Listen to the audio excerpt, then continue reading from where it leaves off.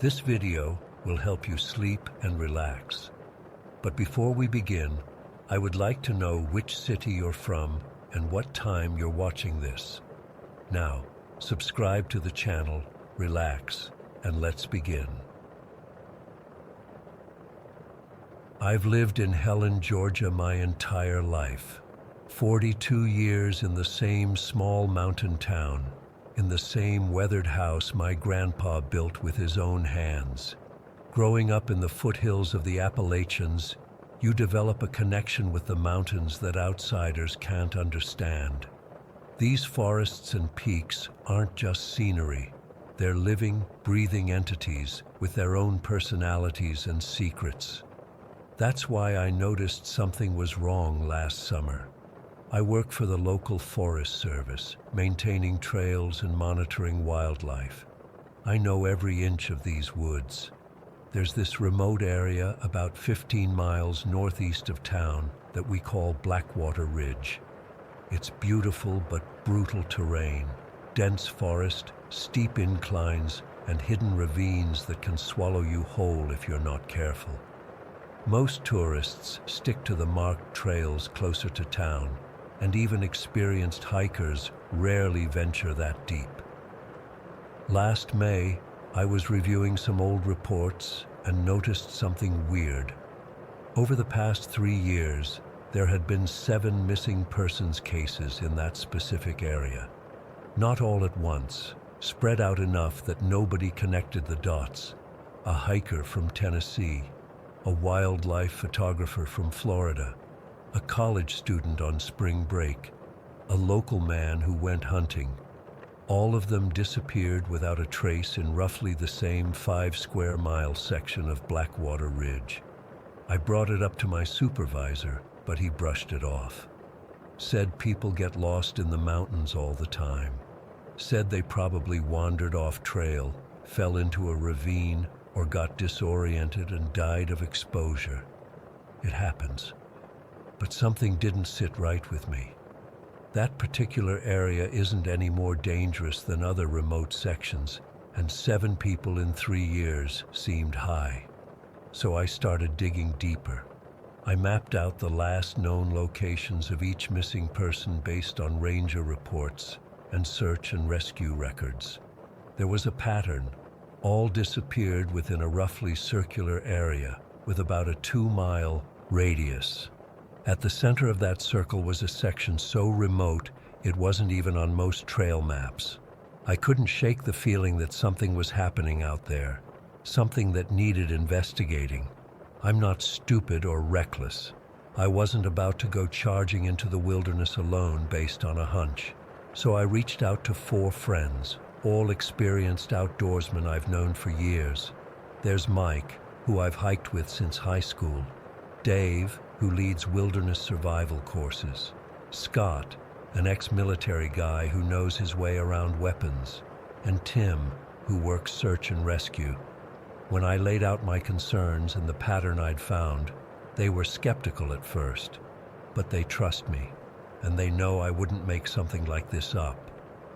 We decided to take a weekend and check it out, just to ease my mind if nothing else. We planned meticulously. Packed enough supplies for 3 days, though we only planned to be out there for 1 night. Each of us carried a sidearm, standard practice in these mountains where you might encounter anything from black bears to feral hogs. Scott brought his hunting rifle too. We had a satellite phone, GPS units, emergency beacons, the works. Whatever was out there, we'd be prepared. We set out early last Friday morning, leaving our cars at an old logging trailhead and hiking in.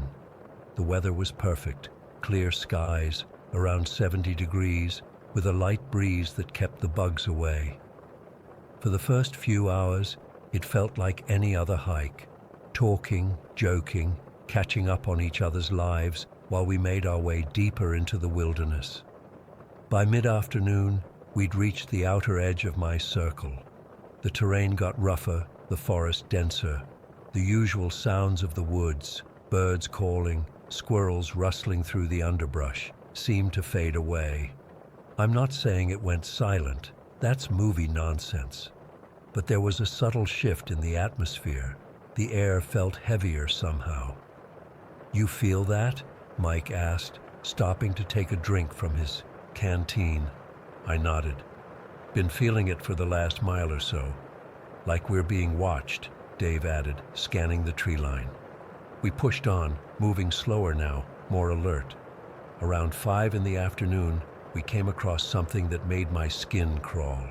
A hiking boot, just one, partially buried in leaves beside the remnants of an old game trail. It wasn't ancient. The leather was weathered but not rotted. It matched the description of what the missing photographer had been wearing. We marked the location on GPS and continued on, all of us quiet now, the weight of what we might be walking into settling on our shoulders. As the sun started to dip lower, casting long shadows through the trees, Tim spotted something through his binoculars. There's a structure about half a mile ahead, he said quietly, passing me the binoculars. Through the lenses, I could make out what looked like a cabin tucked between a rocky outcrop and a stand of old pine trees. It was well hidden. You'd never spot it unless you were specifically looking in that area or happened to pass within a few hundred yards. That's not on any map, I said, and there aren't supposed to be any structures out here. This is protected forest. We approached cautiously, using the trees for cover. As we got closer, I could see it wasn't some abandoned hunter's shack or old Forest Service outpost. This was a proper cabin, well built, maintained, with a metal roof and shuttered windows. There was a wood pile stacked neatly against one wall and what looked like a generator around back. This was someone's place, someone who'd gone to great lengths to build in a location where no one was supposed to build. We were about 100 yards away, hidden in the trees, when we heard it, a sound that froze my blood and haunts me to this day. A scream, human, female, coming from inside the cabin. It wasn't a scream of surprise or excitement. It was raw terror, muffled quickly like someone had clamped a hand over her mouth. Holy shit, Dave whispered. We need to call this in, Scott said, reaching for the satellite phone in his pack. Before he could get it out, the cabin door opened. 2 men stepped onto the small porch. Even from our position, I could see they were both armed, one with what looked like a hunting rifle, the other with a shotgun. They were dressed in standard outdoor gear, nothing that would look out of place on any hunter or hiker. But there was something off about them, something in the way they moved, fluid but tense, like predators. And their eyes, I swear to God, even from that distance, their eyes looked wrong, almost animalistic. They scanned the tree line slowly, methodically. I held my breath, praying they wouldn't spot us. For a long moment, no one moved. Then Scott's pack shifted against a branch, making a soft scraping sound. It wasn't much, barely audible to us, but the men's heads snapped in our direction with unnerving precision. Without a word between them, they raised their weapons and fired a warning shot that splintered bark from a tree not 10 feet from where we were crouched. Run, Mike hissed, and we didn't need to be told twice. We scattered, keeping low, using the trees and underbrush for cover as we retreated the way we'd come. Another shot rang out, but it wasn't close, just another warning. They weren't trying to hit us. They were telling us to get the hell away from their property. We regrouped about a half-mile back, all of us breathing hard, adrenaline pumping. We need to call the sheriff, Tim said. Someone's in trouble in there. Scott reached for his pack, then froze. His face went pale. The sat phone, it's gone. We all stared at him. What do you mean it's gone? I demanded. It must have fallen out when I was running. Fuck. Without that phone, we had no way to call for help from our current position. The nearest cell service was miles away, back toward town. "We need to go back for it," Dave said. "Are you insane?" Mike shot back. "Those guys are armed and clearly don't want company." "There's someone in that cabin," I said quietly. "Someone who needs help." We argued for several minutes, but ultimately decided our best option was to make our way back to town as quickly as possible and alert the authorities. We had GPS coordinates of the cabin's location. We could lead a sheriff's team back. We hiked through the night, pushing ourselves hard, barely stopping to rest. We reached our vehicles just as dawn was breaking, drove straight to the Helen Sheriff's Department, and reported everything we'd seen and heard. The sheriff, a man I've known since childhood, took our statement seriously. He called in several deputies, and by noon they'd assembled a team to investigate. I offered to guide them back to the cabin, but the sheriff refused, said it was too dangerous, and they'd use our GPS coordinates. So we waited. For 6 agonizing hours, we waited in that station, running through the events over and over, trying to make sense of what we'd seen. When the sheriff and his team finally returned, their expressions told me everything before they said a word. "We found the cabin," the sheriff said, sitting heavily in his chair. "It's registered to a man from North Carolina, vacation property. No one was there, no signs of disturbance, no evidence anyone's been held against their will." "That's impossible," I insisted. "We heard someone scream. We saw 2 men with guns." The owner said he lets his cousins use the place for hunting trips, said they were probably just protecting the property from trespassers. "Did you search it thoroughly?" Scott pressed. "Check for hidden rooms, cellars?" The sheriff's expression hardened. "We did our job. There was nothing to find." "What about the boot we found?" I asked. "We checked that location too. Didn't find anything." It went on like that for another hour. They had no evidence to support our claims. No recent missing persons reports matched the time frame.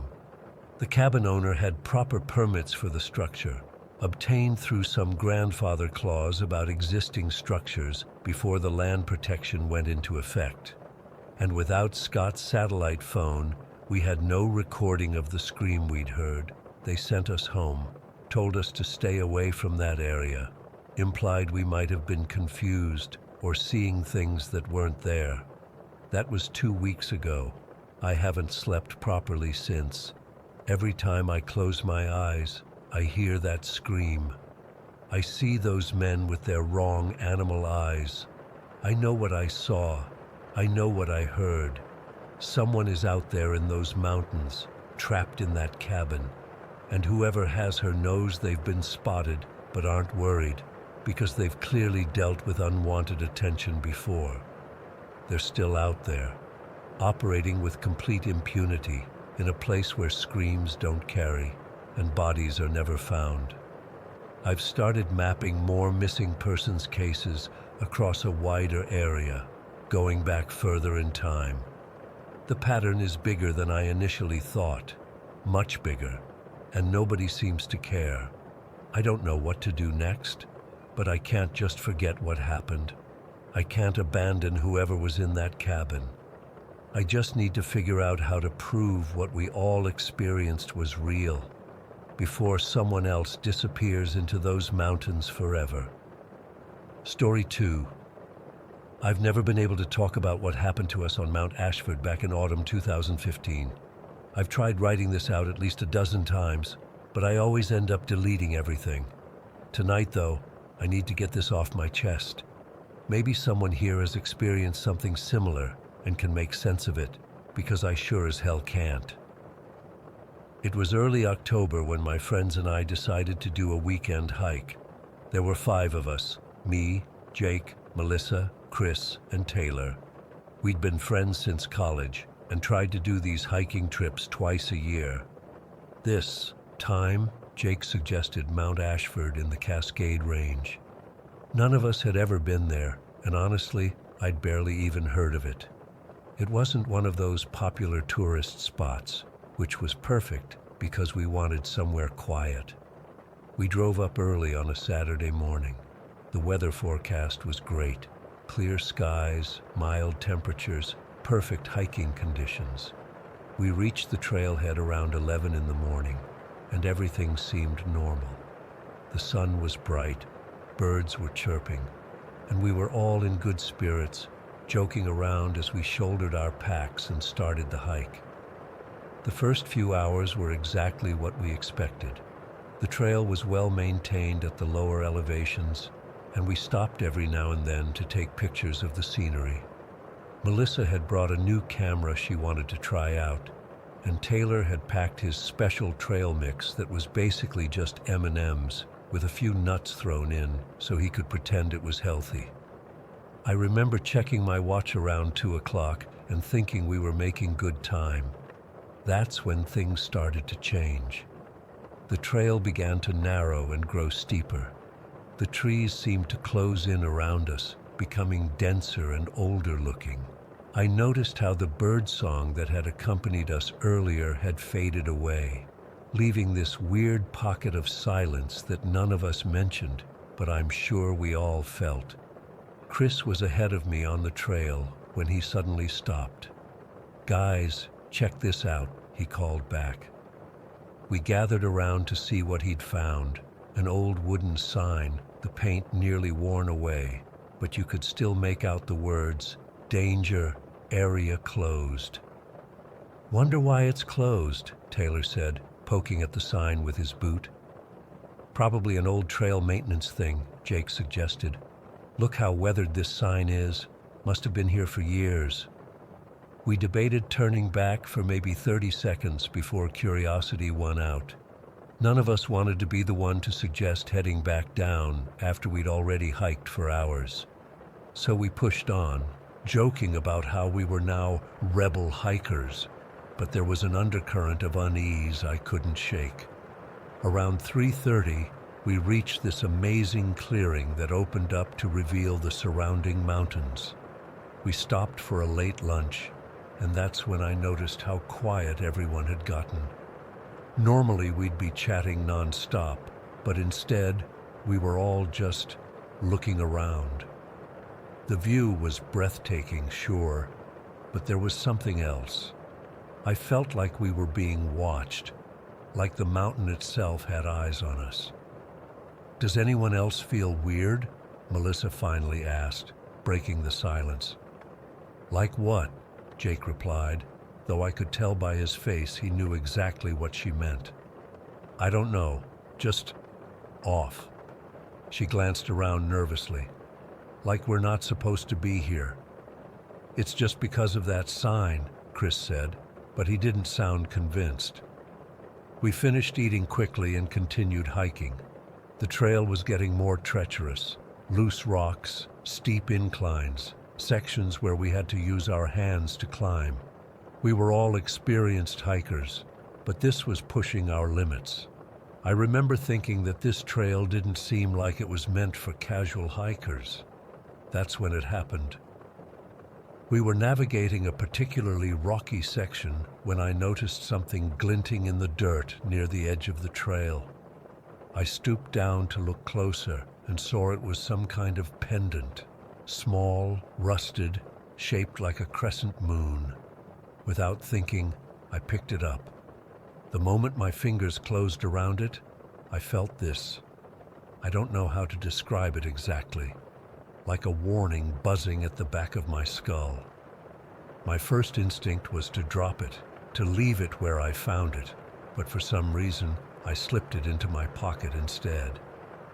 "What did you find?" Taylor asked, doubling back to where I was crouched. "Just some old jewelry," I said, standing up. "Probably lost by another hiker." From that moment on, everything changed. The mood in our group shifted drastically. Within 20 minutes, Jake and Chris were snapping at each other over which direction the trail continued. Melissa, who's normally the peacekeeper, was irritable and kept complaining about the pace. Taylor walked in silence, which was completely out of character for him. I felt it too, this building pressure in my head, like right before a massive thunderstorm. The pendant in my pocket felt heavier than it should have, and several times I almost took it out to throw it away, but something stopped me. We reached the summit around 6 in the evening, just as dusk was settling in.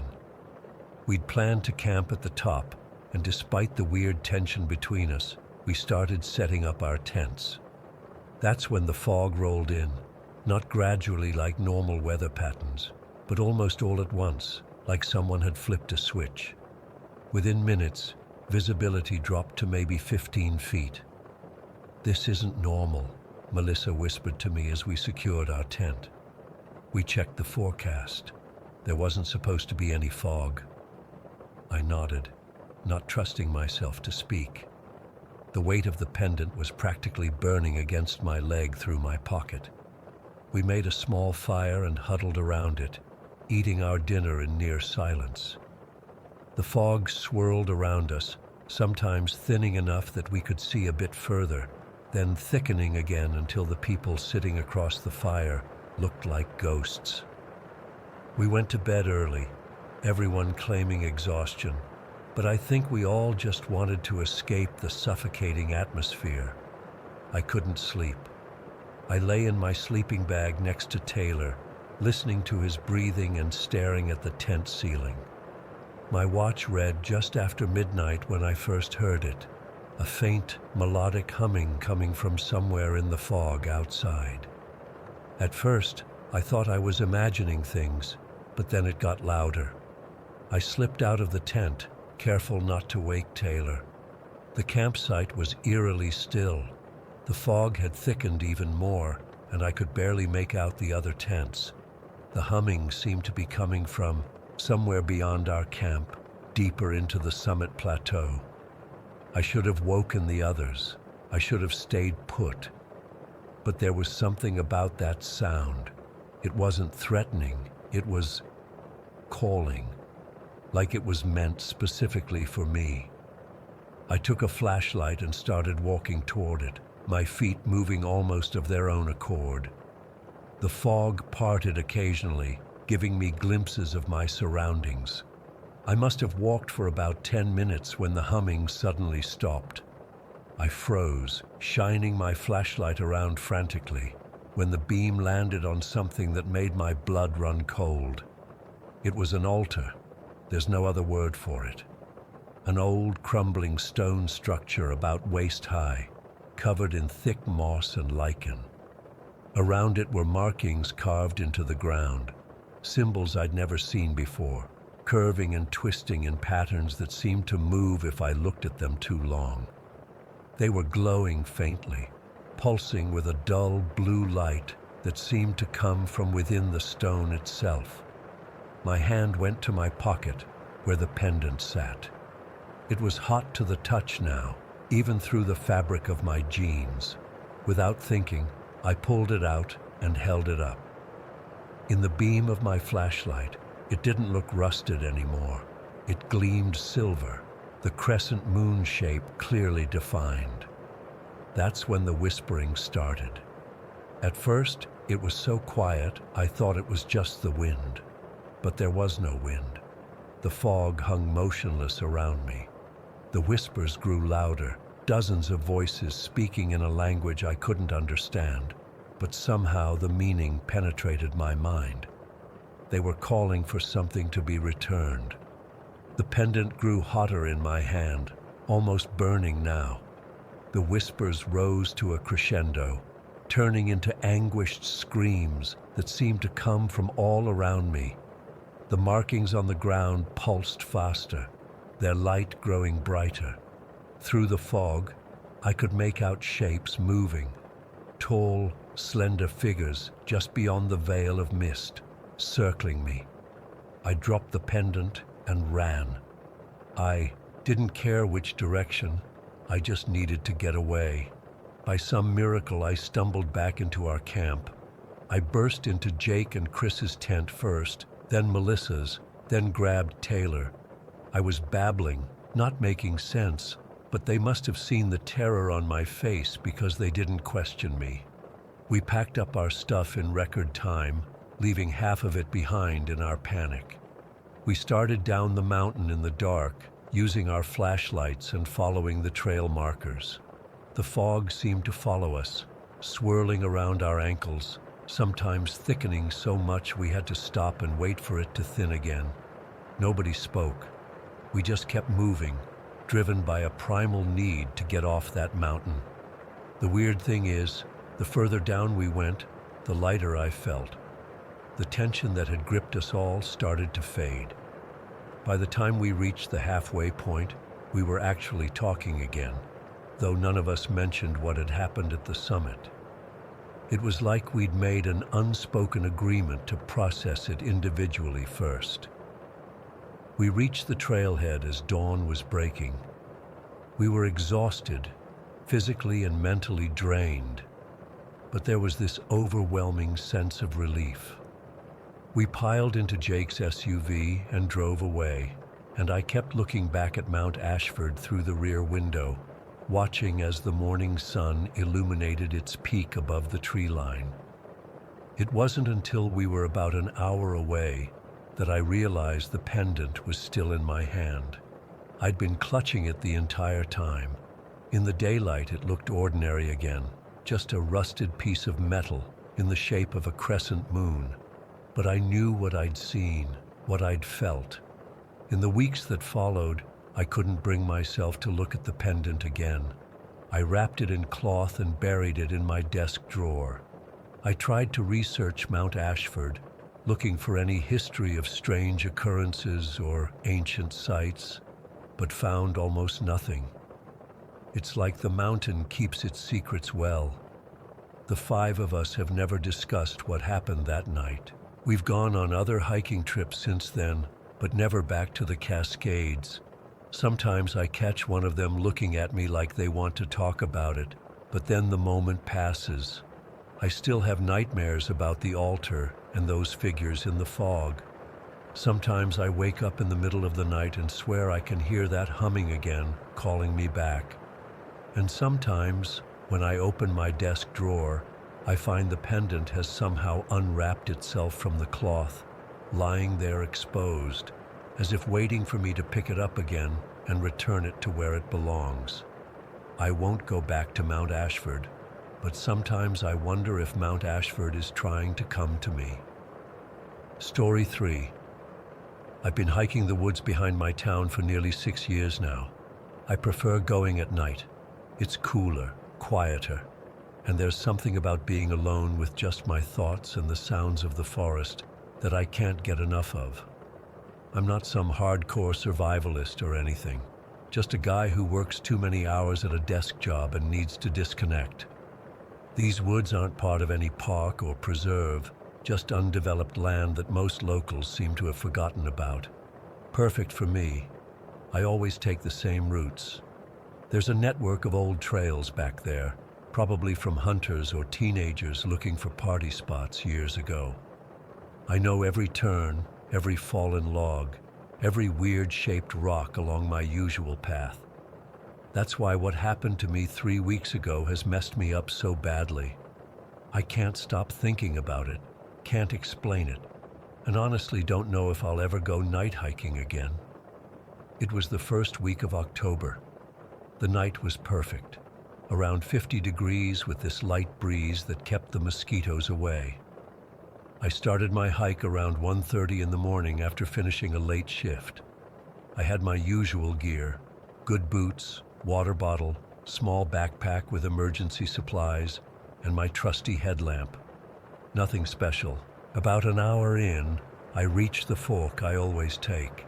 For nearly 6 years, I've always gone right there.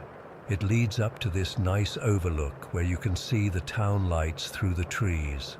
But that night, for whatever reason, I decided to go left. I remember thinking, I've been hiking these woods for years and never explored this trail. It was just impulse. The left trail immediately felt different. It dipped down into this hollow where the trees grew closer together and the underbrush was thicker. The weirdest thing was how the sound changed, like someone had turned the volume down on the forest. No crickets, no distant highway noise, nothing. Just my footsteps and breathing. Maybe 50 yards down this trail, I noticed something flickering between the trees. At first, I thought it might be someone's house light through the woods, but we were too far from any neighborhoods.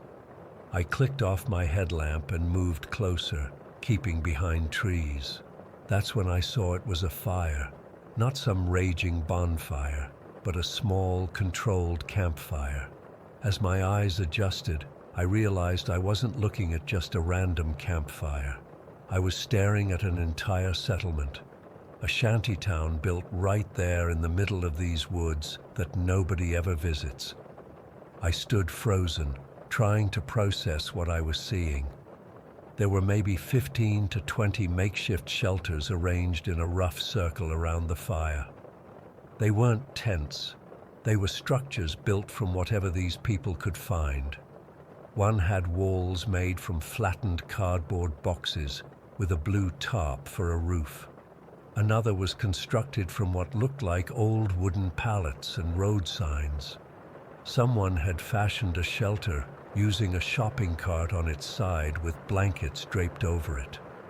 In the center was this communal area with the fire burning in what looked like an old car tire lined with rocks.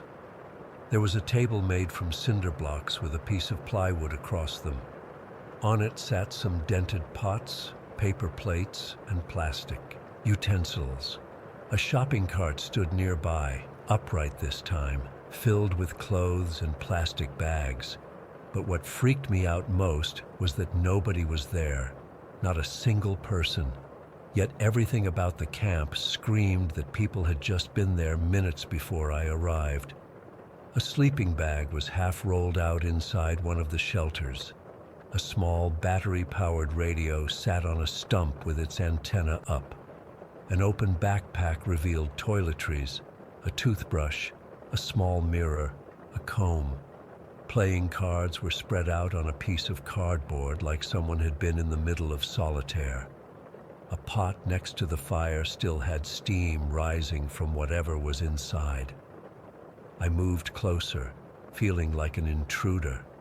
The fire was definitely fresh, solid pieces of wood still burning, not just embers.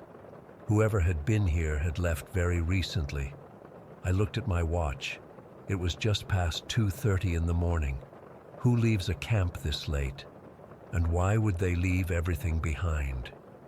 Inside one of the more solid-looking shelters, I noticed a faded photograph pinned carefully to the wall. It showed a woman holding a baby, both smiling. The photo was weathered, but had been handled with care. Someone's precious memory preserved in this hidden place. I felt increasingly uneasy. I wasn't supposed to be here. This was someone's home, or many someone's homes. I wondered if they were homeless people who'd established this community away from the harassment they might face in town. But why here, so deep in the woods? And where had they all gone so suddenly? As I circled the camp, I noticed more details. Children's shoes, a teddy bear missing an eye, a makeshift clothesline with socks hung to dry. Small touches that showed people weren't just surviving here, they were living. I'd been there maybe 15 minutes when I heard it. Footsteps. Slow, deliberate footsteps coming from the darkness beyond the far side of the camp. Not the sound of someone casually returning, but purposeful, heavy steps. One after another. Getting closer. I didn't stick around to see who was coming. Something in my gut told me to get out. I backed away, trying not to make noise, and when I was far enough from the camp, I turned and hiked quickly toward my usual overlook spot. I didn't run. Running in the woods at night is asking for a broken ankle, but I moved as fast as I safely could. I spent the rest of the night at the overlook, watching the town lights and listening. No sounds came from the direction of the camp. No voices, no movement through the brush. Dawn eventually came, and I hiked back to my car, avoiding the left fork entirely. For the next 3 days, I couldn't stop thinking about what I'd seen. Who were these people? Why had they left so suddenly? Was it because they'd somehow known I was coming? I kept imagining the owner of those footsteps. What would have happened if I'd stayed to meet them? On the 4th day, I took off work early and went back to the woods while it was still light. I figured daytime was safer, and I needed answers. I followed the left fork again, counting my steps to make sure I didn't miss the hollow. When I reached the spot where the shantytown had been, I stopped and stared in disbelief. There was nothing there. Not a single shelter, tarp, or personal belonging. The entire settlement had vanished. I thought maybe I'd taken a wrong turn, but no. I recognized the distinctive pattern of trees, the slight depression in the land. This was definitely the place. The only evidence anything had ever been there was the burned-out tire that had served as their fire pit. Everything else, gone. I searched the area for over an hour. The ground showed almost no disturbance, no drag marks, no wheel tracks, nothing to indicate how someone had moved an entire settlement of shelters and belongings. Even more bizarre, there were hardly any footprints except my own from days earlier, which I could recognize by my boot treads. It made no sense. Moving all those structures and belongings would have taken a large group hours of work and multiple trips. There should have been clear paths worn into the ground, broken branches where larger items had been carried out, trash left behind in the rush. But there was nothing, as if the entire community had been lifted straight up into the air. I've gone back 5 more times since then, at different times of day. The tire fire pit remains, but nothing else has reappeared. No sign of people returning, no new structures being built. It's as if those people and their entire community just ceased to exist. I've searched local news for reports of homeless encampments or missing persons. Nothing. I've discreetly asked around town if anyone knows about people living in the woods. Most just give me weird looks. One older guy at the hardware store did pause when I mentioned it, but then quickly changed the subject. I can't stop thinking about that photograph of the woman and baby. Was that someone's mother? Why would they leave something so personal behind? And those footsteps coming toward the camp, who did they belong to? Last night, I tried hiking my usual route again, sticking to the right fork. The entire time I felt watched. Every snapping twig made me jump. When an owl hooted overhead, I nearly fell over backward. I cut my hike short and went home. I don't know what I encountered in those woods. Was it just a homeless camp that moved on? But how did they move everything so completely without leaving a trace? And why in the middle of the night? I keep coming back to that feeling I had, that sense of intrusion, like I'd stumbled upon something I wasn't supposed to see. Sometimes I wonder if I imagined the whole thing, but then I remember specific details. The steam rising from the pot, the cards laid out in a game, the photograph pinned so carefully to the wall. Whatever was happening in those woods, I don't think I was meant to witness it. And whatever, or whoever, was returning to the camp that night, I'm glad I didn't stick around to meet them.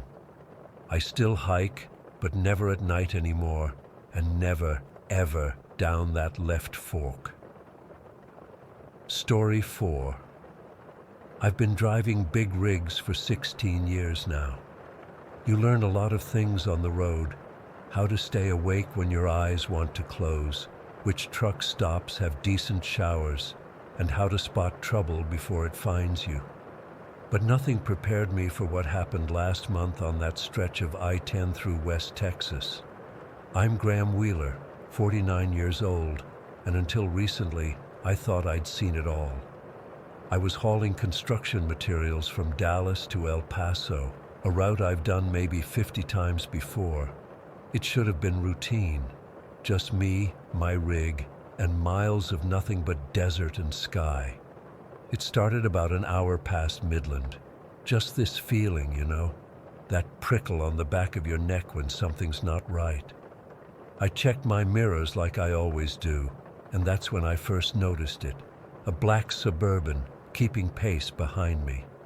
Nothing unusual about that, except for how it maintained the exact same distance no matter what I did. I sped up to 75.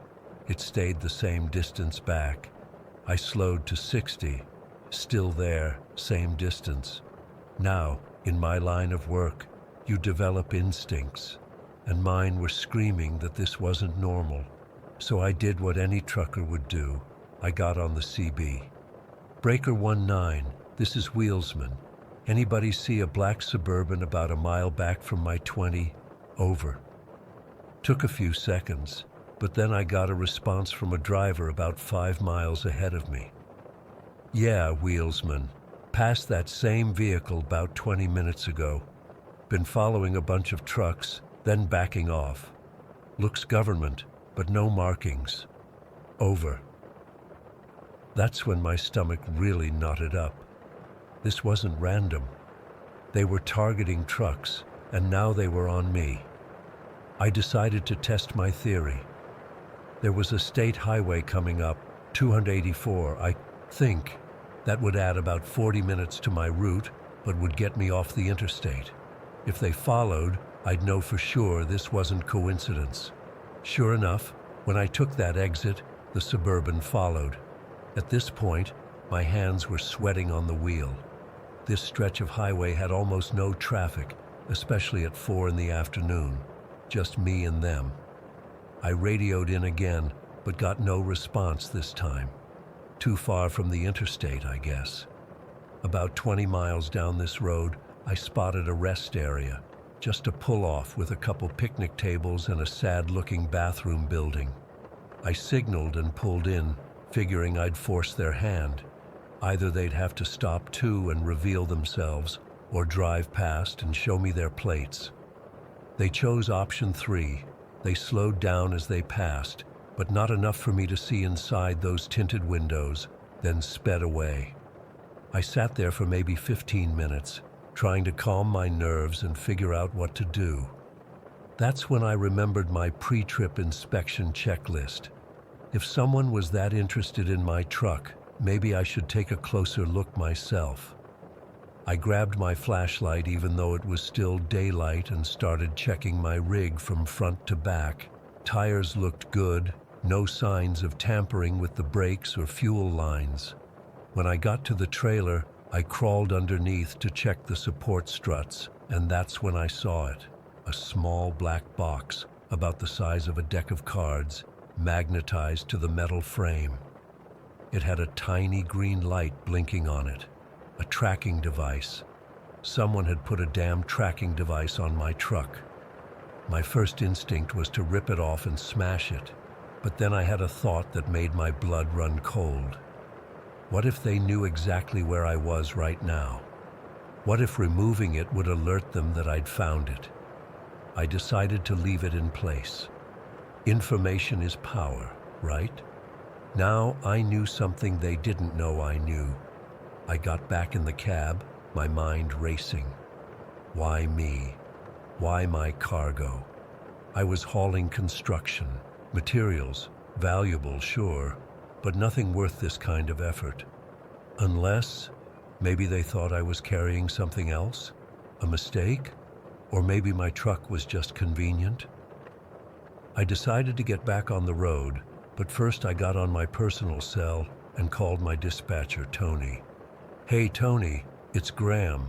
Got a situation here. I explained what was happening. Tony said he'd call state police and have them intercept me, but it would take time to coordinate. He told me to stay on the state highway and keep moving. And Graham, he added before hanging up, be careful. Don't confront these people if they approach you. I was about 30 minutes back on the road when my CB crackled to life. It was another trucker sounding agitated. "Attention all northbound on 285. There's an unscheduled Border Patrol checkpoint about 10 miles north of Pecos.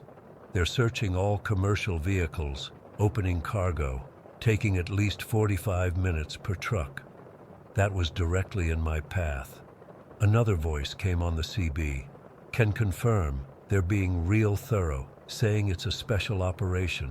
Never seen Border Patrol this far from the actual border before." Then a third voice, lower, almost a whisper. "Black Suburban heading south from checkpoint, moving fast." My hands went cold on the wheel. This wasn't a coincidence. Border Patrol doesn't set up random checkpoints 80 miles from the border. And they definitely don't open sealed cargo without probable cause. This was a setup. The checkpoint ahead was fake. The Suburban was coming back for me. I had maybe 15 minutes before they reached me. I looked at my GPS. There was a county road coming up in about 2 miles that headed west, deeper into ranch country. It would be rough going for my rig, but I had no choice.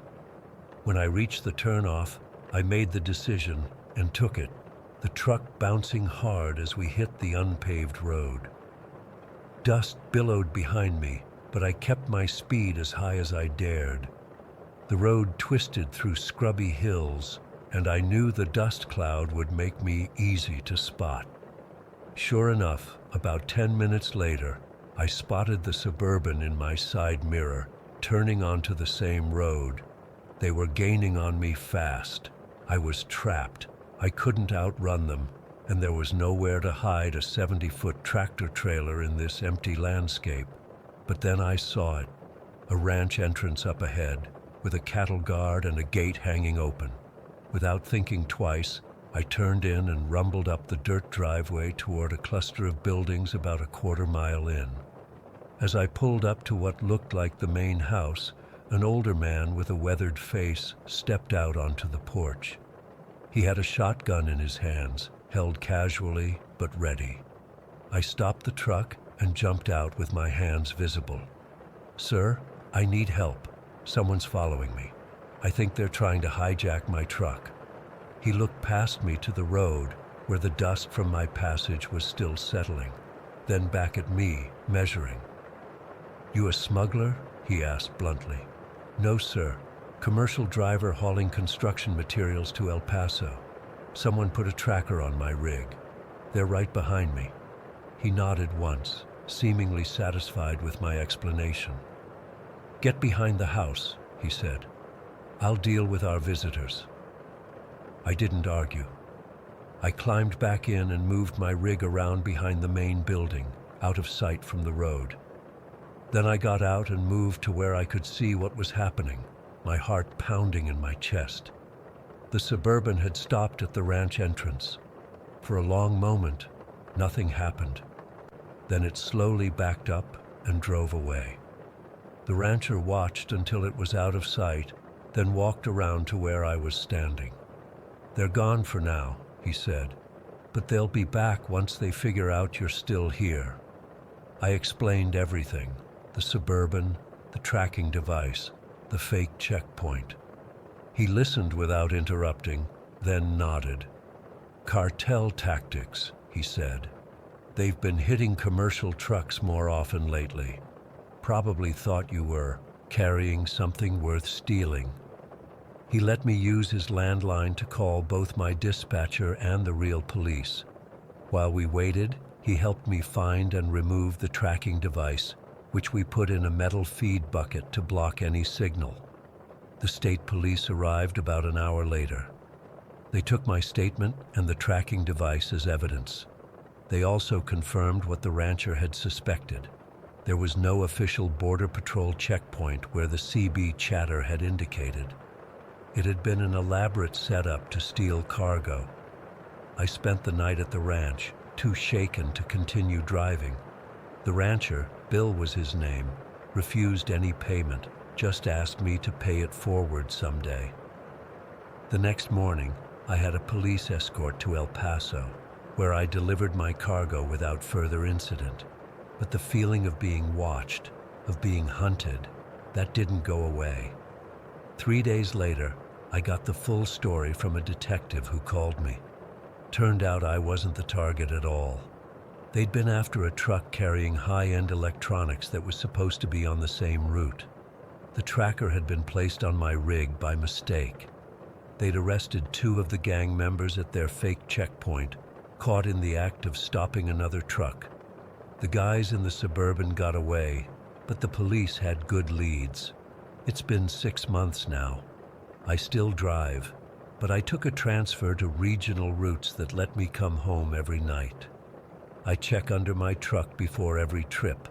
I keep my CB on, but I'm more careful about trusting what I hear. Sometimes when I'm driving, I still check my mirrors for that black Suburban, maintaining its perfect distance behind me. Sometimes I think I see it. I used to love the solitude of long-haul trucking, the feeling of being alone on the open road. Now I know better. Out there, you're never really alone, and the open road can become a trap faster than you'd believe. The most dangerous thing isn't what you can see coming. It's what's following so carefully that you don't notice until it's too late. Story 5. I've spent 3 months trying to make sense of what happened to me last October, but I still can't explain it. I'm hoping writing it down might help, or maybe someone here has experienced something similar. I was driving from Boston to Atlanta for a job interview. Nothing fancy, just a tech position that paid better than my current gig. I'd mapped everything out. Should have been a straight shot down I-95, about 14 hours total with a few stops. I planned to do it over 2 days, staying overnight somewhere in Virginia. Everything was normal until I hit major traffic around Richmond. My GPS started suggesting a detour due to an accident that had closed the interstate. It was already getting late, around 5 in the afternoon, but I figured I'd follow the detour and try to make up some time. The GPS took me off onto these increasingly narrow state highways. At first it was fine, just your typical rural Virginia roads cutting through farmland. But after about an hour, the roads got even smaller and my cell signal started getting spotty. The GPS kept recalculating, taking me deeper into what felt like the middle of nowhere. Then my phone died, just completely shut off despite being at 40% battery. I tried to restart it, but nothing happened. I wasn't too worried at first. I figured I'd find a gas station, ask for directions and charge my phone. But as the sun started setting, I realized I hadn't seen another car or building for miles. Just as it was getting dark, I came to this old iron bridge. It looked ancient, the kind with a metal framework arching overhead. There was a small wooden sign that said, "Cricket Song, Esther 1867, with an arrow pointing across the bridge. I remember thinking the name was weird but kind of charming. I crossed the bridge slowly. It made this creaking sound with every foot I drove.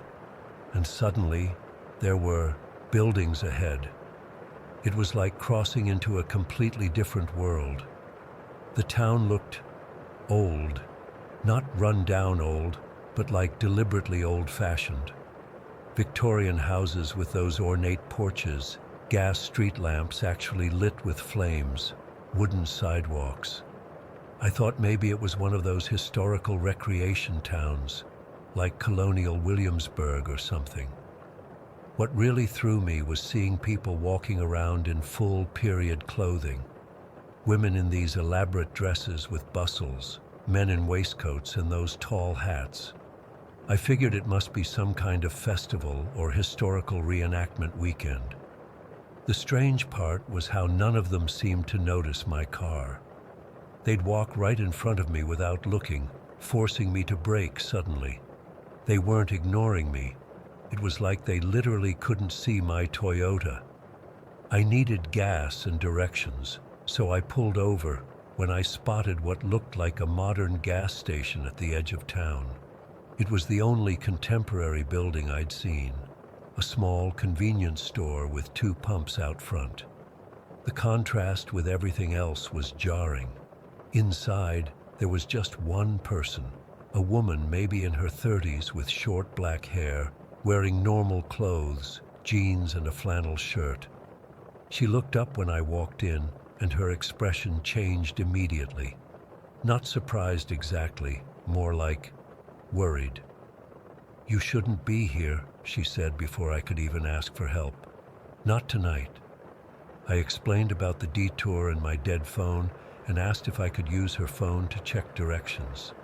"I'm Marion," she said, not offering a phone. "And you really picked the wrong night to end up in Cricket Song." I asked her what she meant, and she looked out the window at the people walking by in their Victorian clothes. "It's the Memory Festival," she said. 3 nights every year, Cricket Song remembers." I thought she was talking about some local tradition, so I asked if I could get gas and directions to get back to the interstate. "Those aren't people out there," she said, ignoring my question. "Not exactly. They're echoes, memories given form. The town remembers everyone it's lost, once a year, for 3 nights. I thought she was messing with me, or maybe this was part of the town's tourism shtick. I laughed nervously and asked again about directions. Marion looked at me more intently then. "What's your name?" "Daniel Chen," I told her. "Any connection to this area? Your family ever live in Virginia?" I said no automatically, but then remembered something. "Well, my grandmother grew up somewhere in Virginia. Russell was her maiden name." Marion's face went pale. "Russell? You're sure about that?" When I nodded, she came around the counter and grabbed my arm. "You need to leave, now, before midnight. Get in your car and drive back across that bridge." "What's going on?" I asked, pulling my arm away. Cricket Song has a pull on people connected to its founding families. The Russells were one of the original families. The town, it remembers its own. And during the festival, if you have that blood, you're at risk of being remembered too. It sounded completely crazy, but something in her intensity made my skin crawl. I thanked her, said I'd head out, and left the store. Outside, the festival, or whatever it was in full swing. Music played from somewhere, old-timey fiddle music. The streets were more crowded now. I started walking back to my car, but got distracted by the scene. It really was impressive. The attention to historical detail, the way everyone stayed in character. That's when I saw her. In the crowd, maybe 30 feet away, was a young woman who looked exactly like my grandmother in the old photos I'd seen. Not my grandmother as I knew her. She died when I was 14. But my grandmother as a young woman, maybe 18 or 19. I froze. It couldn't be possible. The resemblance was too perfect.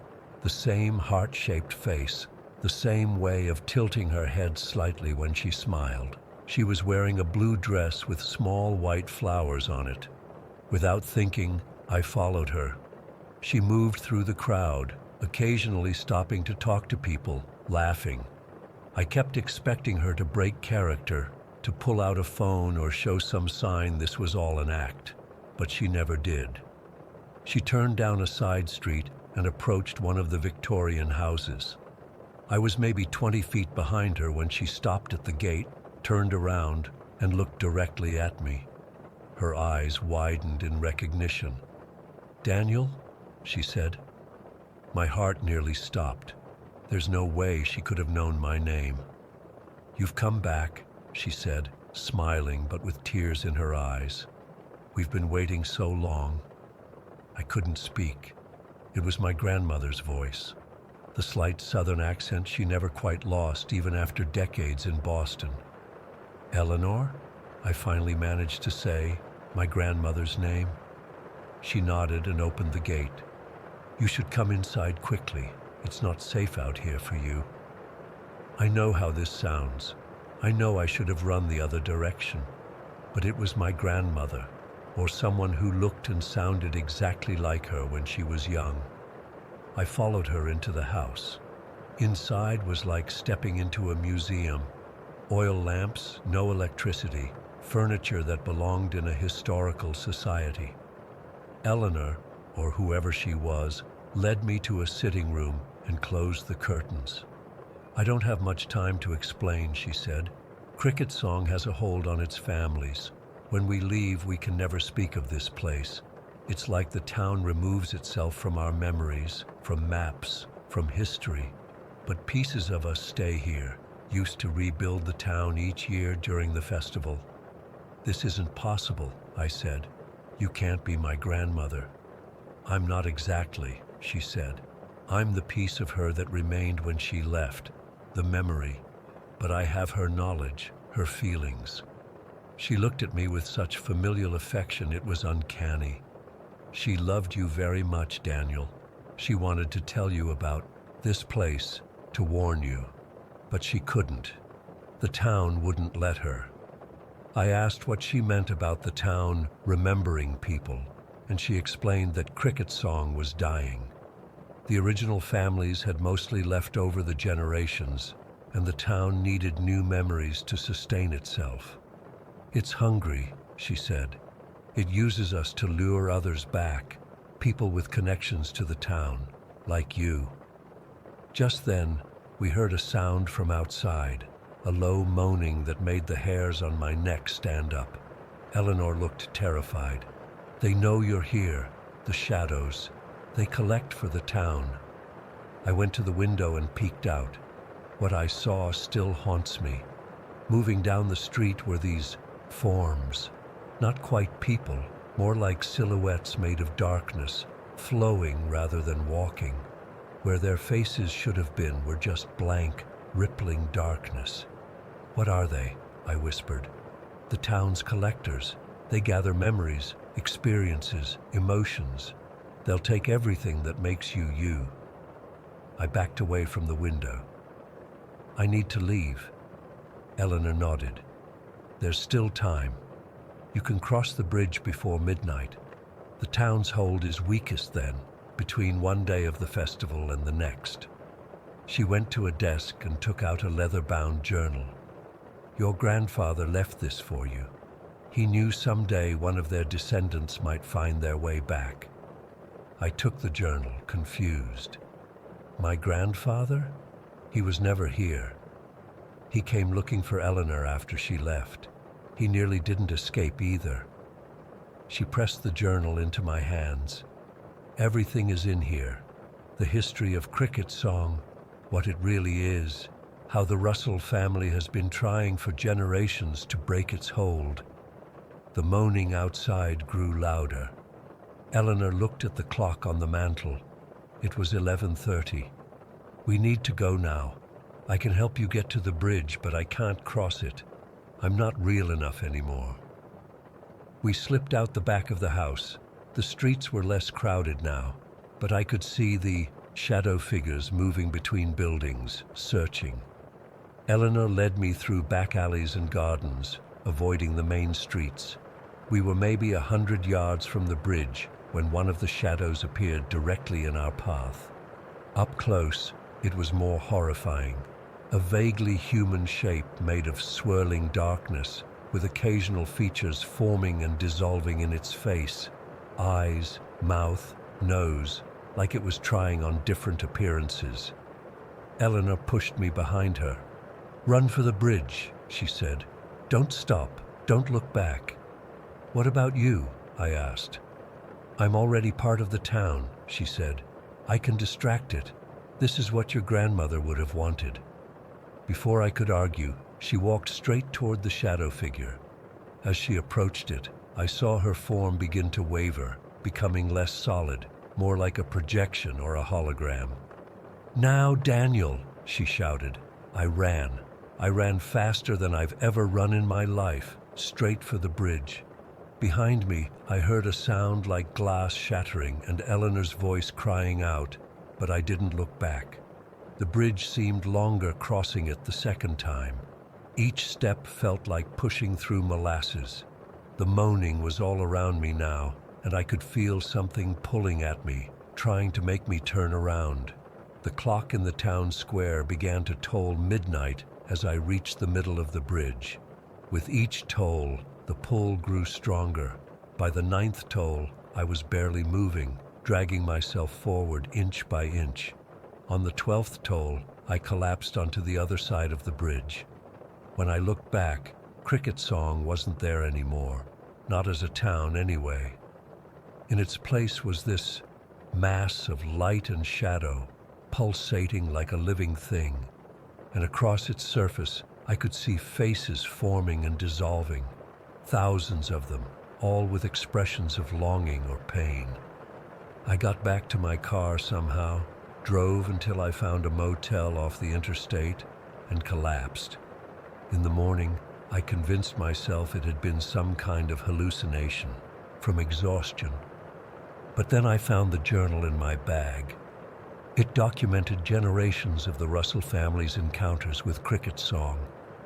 The entries went back to the town's founding in 1867. The final entry, in what looked like my grandfather's handwriting, read, "The circle is complete. The debt is paid. The memory can finally rest." There was a postscript addressed to me.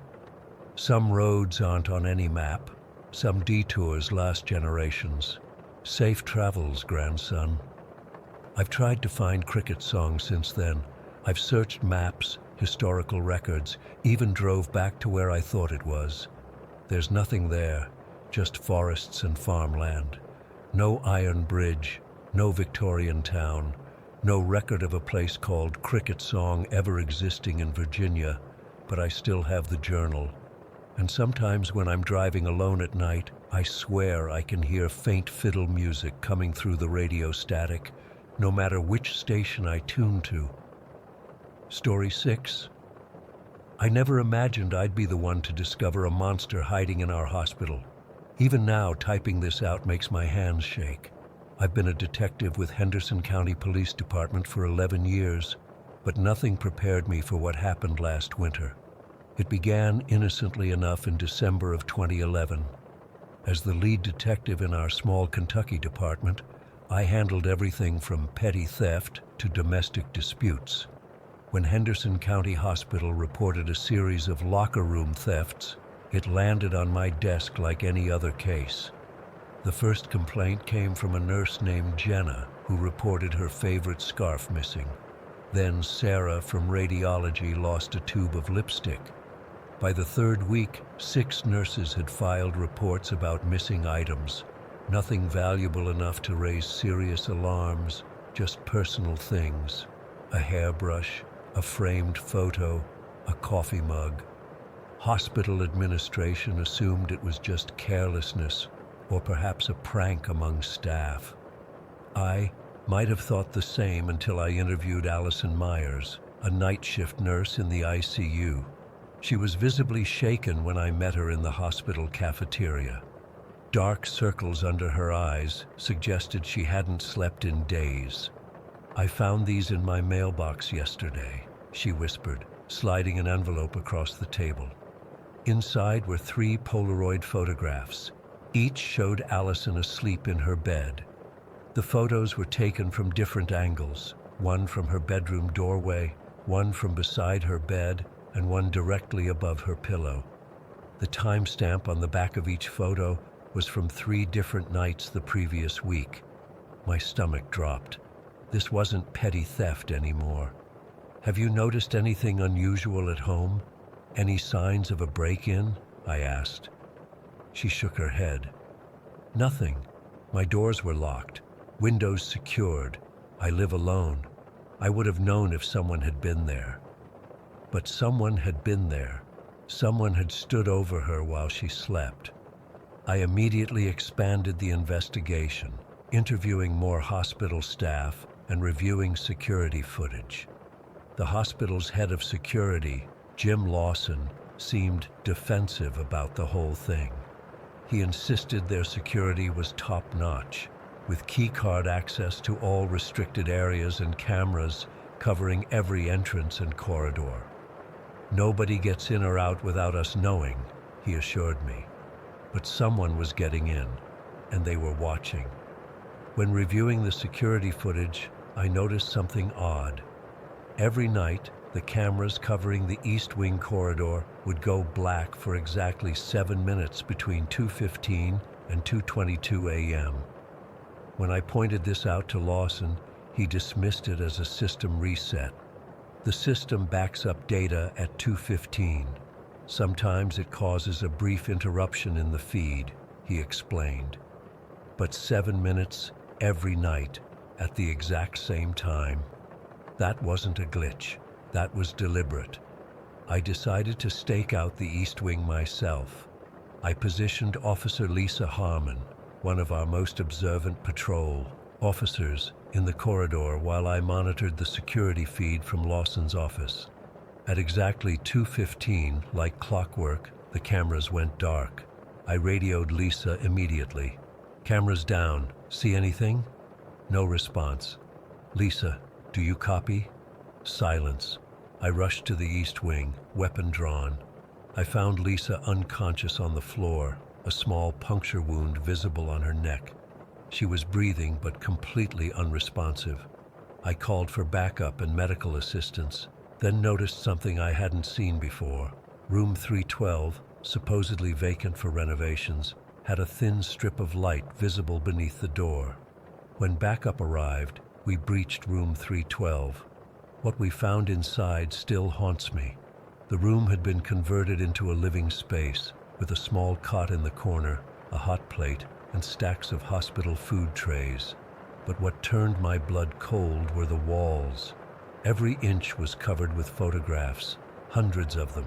Women in scrubs walking to their cars, nurses chatting in the cafeteria, staff members entering their homes, and most disturbing of all, women sleeping in their beds, unaware they were being watched. In the center of this grotesque gallery was an organizational system, files labeled with women's names, containing detailed information about their schedules, home addresses, habits, and preferences.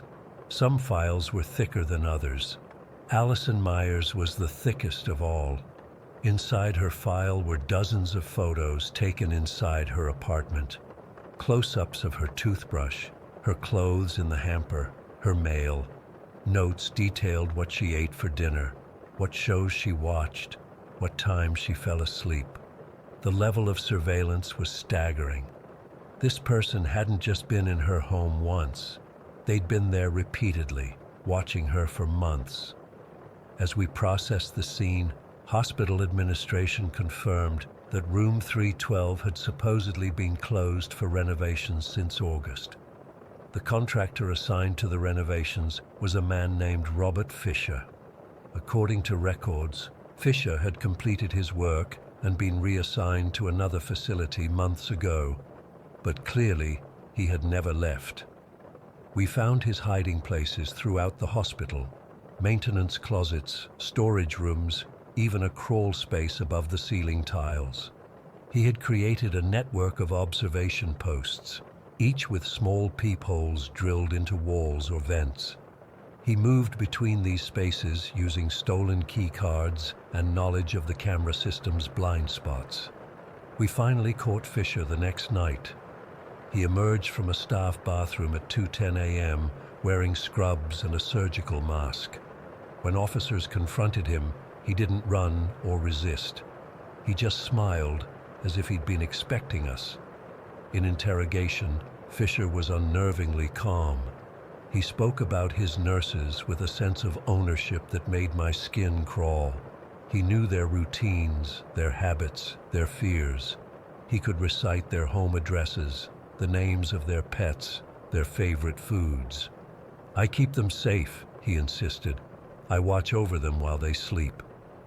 The psychological evaluation diagnosed him with severe obsessive-compulsive disorder and delusional behavior. He didn't see himself as a stalker, but as a protector. In his twisted mind, these women needed him to watch over them. As we dug deeper into Fisher's background, we discovered he'd been doing this for years. He'd worked as a maintenance contractor at hospitals in 5 different states, always following the same pattern. He would complete legitimate work, then create ways to stay behind, hiding inside the facilities, watching the female staff.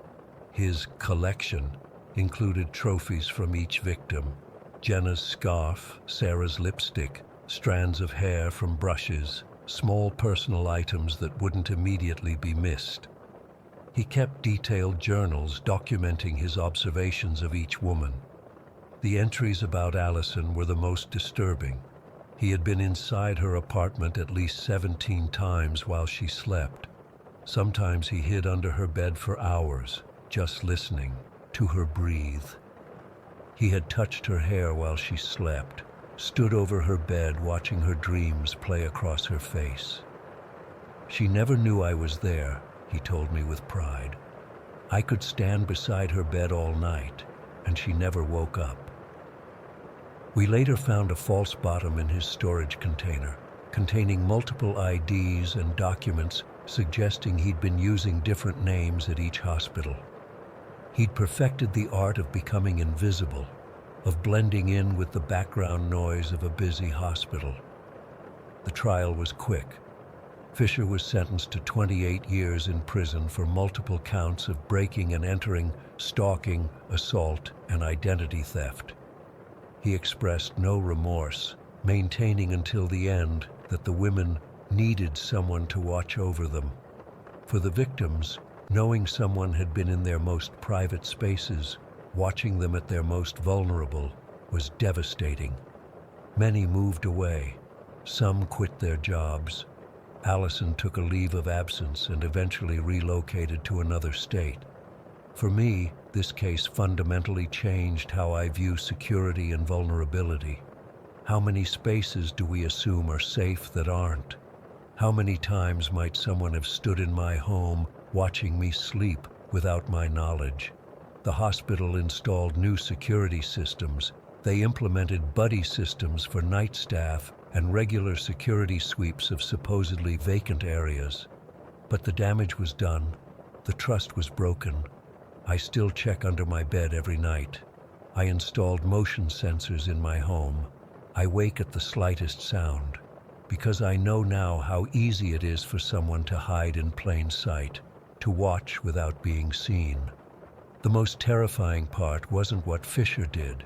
It was how long he did it without being caught, how patient and methodical he was, how he created a life within the walls of that hospital, moving through it like a ghost, collecting pieces of people's lives as if they belonged to him. I still visit the hospital sometimes. I walk those corridors and wonder if we found all his hiding places. I wonder if he told us about all his victims. I wonder if there are others like him out there, watching, waiting, collecting. Because the truth is, you never know who might be watching you while you sleep. You never know who might be standing in the darkness of your room, just out of sight, listening to you breathe. And you never know what trophies they might have already taken from your life without you even noticing they were gone. Story 7. I never thought I'd be sharing this with strangers, but I need to get it off my chest. I'm still trying to make sense of what happened during my time at Old Riverside General Hospital in Detroit.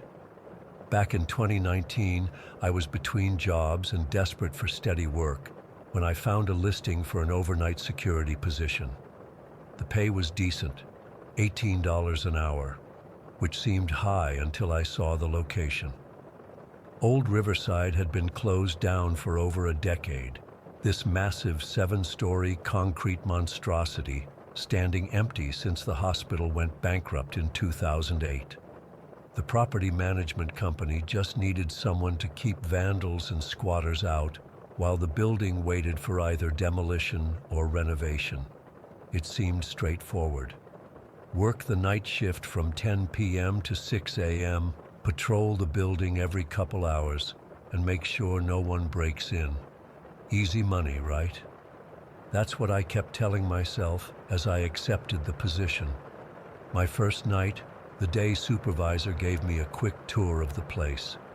The electricity still worked in about 60% of the building, but it was minimal lighting, just enough to navigate without tripping. He handed me a heavy-duty flashlight, a set of keys, and a radio that connected to exactly no one, since I'd be the only person there all night. Great backup system. Most of the trouble comes from kids trying to break in through the loading dock or the ER entrance, he told me. Just do your rounds, log any disturbances, and call the police if you actually see someone. Don't try to be a hero. That first month was boring but manageable. The hospital was massive, over 300,000 square feet of empty rooms, winding corridors, and those creepy hospital stairwells that echo every footstep. I'd start my shift by checking that all entry points were secure. Then I'd set up in the old security office on the first floor, where at least the chair was comfortable. Every 2 hours, I'd do a complete patrol of all 7 floors in the basement. The building made plenty of noises, pipes expanding and contracting, wind whistling through broken window seals, and the occasional raccoon or rat scurrying across the ceiling tiles. I got used to it pretty quick. I even named one raccoon that I'd spot in the same area of the second floor, called him Bandit. He was good company on those quiet nights. Everything changed during my second month. It started small. I'd lock a door during one round, then find it slightly open during the next. At first, I blamed it on the old hardware. Maybe the latches weren't catching properly. But it kept happening, and always on the same floors, 3 and 4. I started marking the doors with small pieces of tape at the bottom where they met the frame. When the tape was broken, I knew for sure someone had opened it. The 3rd floor was the old pediatric ward, and honestly, it was the creepiest part of the hospital, even without mysterious door openings. The walls still had these faded cartoon characters painted on them. Bears, lions, and clowns with those wide, unsettling smiles that had chipped and peeled over the years. Some genius had thought painting clowns in a children's hospital was a good idea. That's where I first heard the tapping. It was during a routine patrol around 2 in the morning. 3 quick taps followed by 2 slower ones. Tap, tap, tap, tap, tap. It sounded like someone tapping fingernails against a metal surface. I called out, thinking maybe some homeless person had found their way in. No response, just more tapping. Always the same pattern. 3 quick, 2 slow. I followed the sound down the main corridor, past the old nurses' station with its dust-covered counters and abandoned computers. The tapping grew louder near room 312, but when I pushed open the door, the sound stopped. The room was empty except for a bed frame and a small table. I checked the closet, under the bed frame, everywhere someone could hide. Nothing. After that night, I started bringing my phone to record any sounds I heard. The tapping continued, but never when I had my phone ready. I began taking photos of rooms before I left them, and when I returned, comparing the images to see if anything had moved. That's when things got really strange. In room 315, I had photographed an empty bedside table. 2 hours later, there was a small metal toy car sitting in the center of it. In room 320, the privacy curtain had been partially drawn when it had been fully opened before. Small things, things that could be explained away if I hadn't had photographic evidence. The most unsettling changes were in the pediatric playroom at the end of the hall. Old toys that had been left behind, building blocks, stuffed animals, plastic action figures, were being arranged in patterns. One night, I found the blocks stacked in a perfect pyramid. Another night, all the stuffed animals were seated in a circle facing the center of the room. I started researching the hospital's history, thinking maybe I was dealing with some elaborate prank or perhaps squatters who knew the building's layout better than I did. I went through old newspaper archives and hospital records that were still available online. That's when I found the story of Timothy Chen. Timothy was a 7-year-old patient admitted to Riverside in 1987 for appendicitis. The night before his surgery, he wandered away from his room while his mother was sleeping. Hospital staff searched for hours before finding him in one of the mechanical rooms in the basement. According to the article, Timothy had a nervous habit. He would tap his fingers in a specific pattern when anxious. 3 quick taps followed by 2 slower ones, the exact pattern I'd been hearing. I printed out articles about Timothy and other notable patients from the hospital's history. I started leaving my phone recording in different rooms during my patrols. Most recordings picked up nothing but the ambient sounds of the building, but one night my phone captured something in room 312, Timothy's old room, according to the hospital records I'd found. The recording picked up the tapping sound, followed by what sounded like a child's laughter, very faint. Then silence for about 10 minutes before something moved across the room, the scraping of metal on the floor. When I reviewed the footage the next morning, I could see that the metal bed frame had moved about 6 inches from its original position. I started noticing other things too. Fresh scratch marks on the floors near objects that had been moved, small footprints in the dust that were definitely not mine. I began taking my rounds more seriously, checking every room, every closet, every possible hiding place.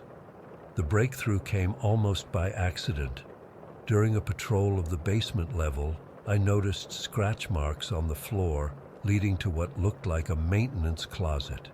Inside, behind shelving that had been recently moved, dust patterns don't lie. I found access to the hospital's old pneumatic tube system. For those who don't know, hospitals used to use these tube networks to send samples, medications, and paperwork between floors. This system was larger than most. The tubes were almost a foot in diameter, easily large enough for a small person to navigate. I shined my flashlight into the main tube. The beam illuminated dust particles floating in the air, disturbed recently. Something or someone had been using these tubes to move throughout the building. That night, I decided to stake out the 3rd floor. I set up in the nurses' station where I could see most of the hallway and the entrance to several rooms, including 312. I turned off my flashlight and waited in the darkness. Around 3 in the morning, I heard it. The pneumatic system making a whooshing sound, then a soft thud from somewhere down the hall. Then the tapping started. Tap, tap, tap, tap, tap. I crept toward room 312, my phone recording video in one hand, flashlight ready in the other. The door was ajar, though I'd closed it earlier. I pushed it open slowly. In the beam of my flashlight, I saw something crouched by the bed frame. It moved quickly, ducking behind the bed. I caught only a glimpse, small, maybe 4 feet tall, wearing what looked like faded hospital scrubs. "I know you're there," I said, trying to keep my voice steady. "I'm not going to hurt you." No response, but the tapping started again from behind the bed. 3 quick, 2 slow. I moved closer, and that's when I noticed something on the floor, a photograph. I picked it up while keeping the light trained on the bed. It was an old hospital photo, the kind they take of patients for their files. A young Asian boy, maybe 7 years old, with a serious expression. Timothy Chen. But this photograph wasn't old and yellowed like it should have been if it was from 1987. It looked recent, the paper still crisp. The date stamp in the corner read 3 weeks ago. I looked up from the photo just in time to see a small figure dart from behind the bed toward the door. I turned to follow, but it was gone by the time I reached the hallway. All I heard was the whooshing sound of the pneumatic tube system activating somewhere nearby. I ran back to the maintenance closet in the basement, determined to find whatever was hiding in the tube system. The access panel was open, wider than before. I shined my light inside and saw dozens of photographs scattered across the floor of the tube junction. Hospital photos spanning decades, the 80s, 90s, up through the early 2000s when the hospital was still operating. Staff photos, patient photos, photos of procedures and special events, and mixed among them, recent photographs recreating the same scenes, but in the abandoned hospital. Someone had been using the abandoned building as a stage, recreating moments from its past. And in every recent photo that showed people, the faces were scratched out, except for one. Timothy Chen appeared in several of the new photos, always with that same serious expression, always wearing the same hospital gown. I gathered as many of the photos as I could, shoving them into my pockets as evidence. That's when I heard the tapping directly above me. I looked up into the main vertical tube and saw a face looking down at me. Not the face of a child, but not quite an adult either. Ageless, with eyes that reflected my flashlight beam like an animal's. I stumbled backward, dropping my flashlight. In the darkness, I heard movement in the tubes all around me, like something crawling through the network. The tapping was everywhere now, coming from multiple directions. 3 quick, 2 slow, 3 quick, 2 slow. I ran. I didn't stop until I reached the security office, where I locked the door and waited for daylight, listening to the tapping sounds echo through the ventilation system all night. I quit the next day. I gave the property management company the photographs I'd found and my recordings, but they dismissed it as an elaborate prank or the work of urban explorers. They hired a new security guard the following week. I drive by old Riverside sometimes. It's still standing, still empty. But at night, if you look at the 3rd floor, you can sometimes see a small light moving from room to room.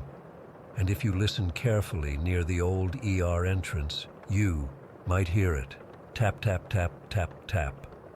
I still have one photograph I kept. It shows Timothy Chen standing in the hallway of the pediatric ward.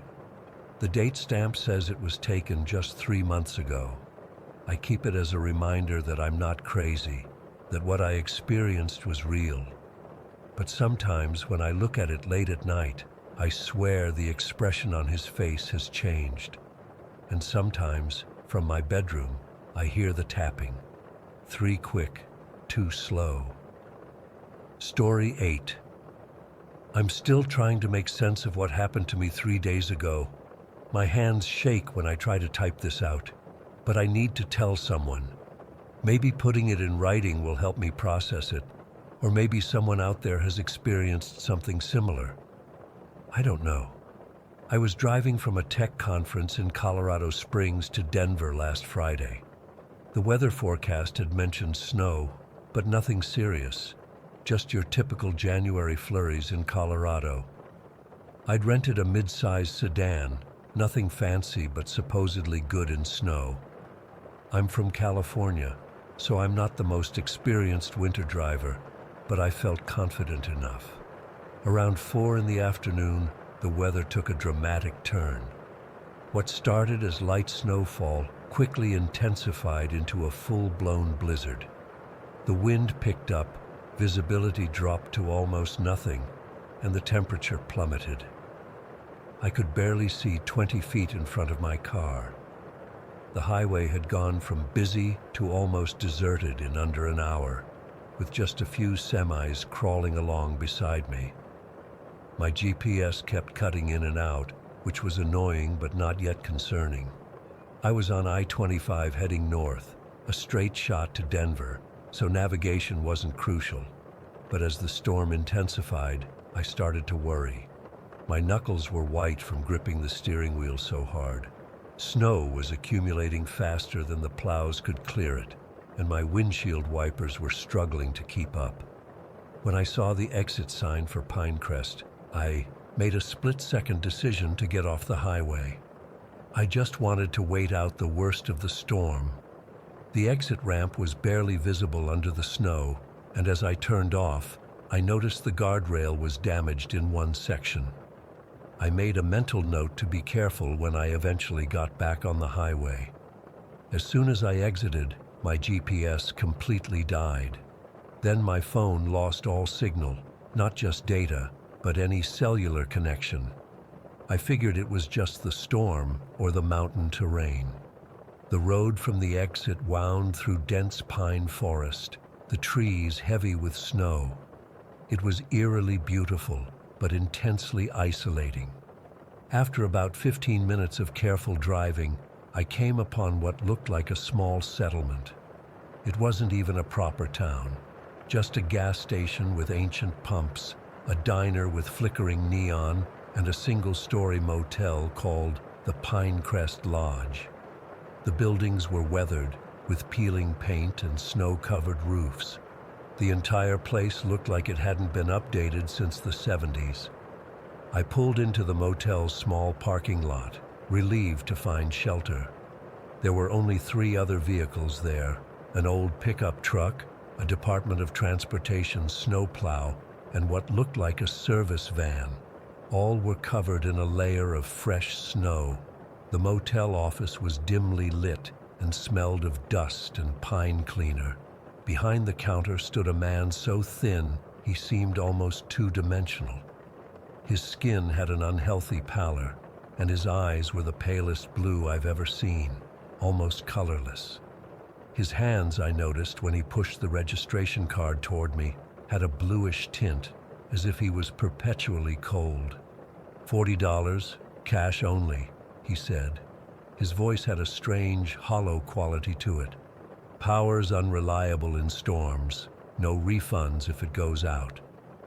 I handed over 2 20s, noticing how cold his fingers were when they brushed against mine. I asked how long the storm was expected to last. "It's supposed to get worse after midnight," he replied, sliding a key attached to a plastic tag labeled 12 across the counter. "But the roads will be clear by then, always are." The way he said "always are" made me uneasy, but I thanked him and headed to my room. The walkway hadn't been shoveled, and the snow reached my ankles. Room 12 was at the far end of the building, isolated from the other occupied rooms. The room itself was basic but clean enough: a queen bed with a faded floral bedspread, a small bathroom, a desk, and an old tube TV.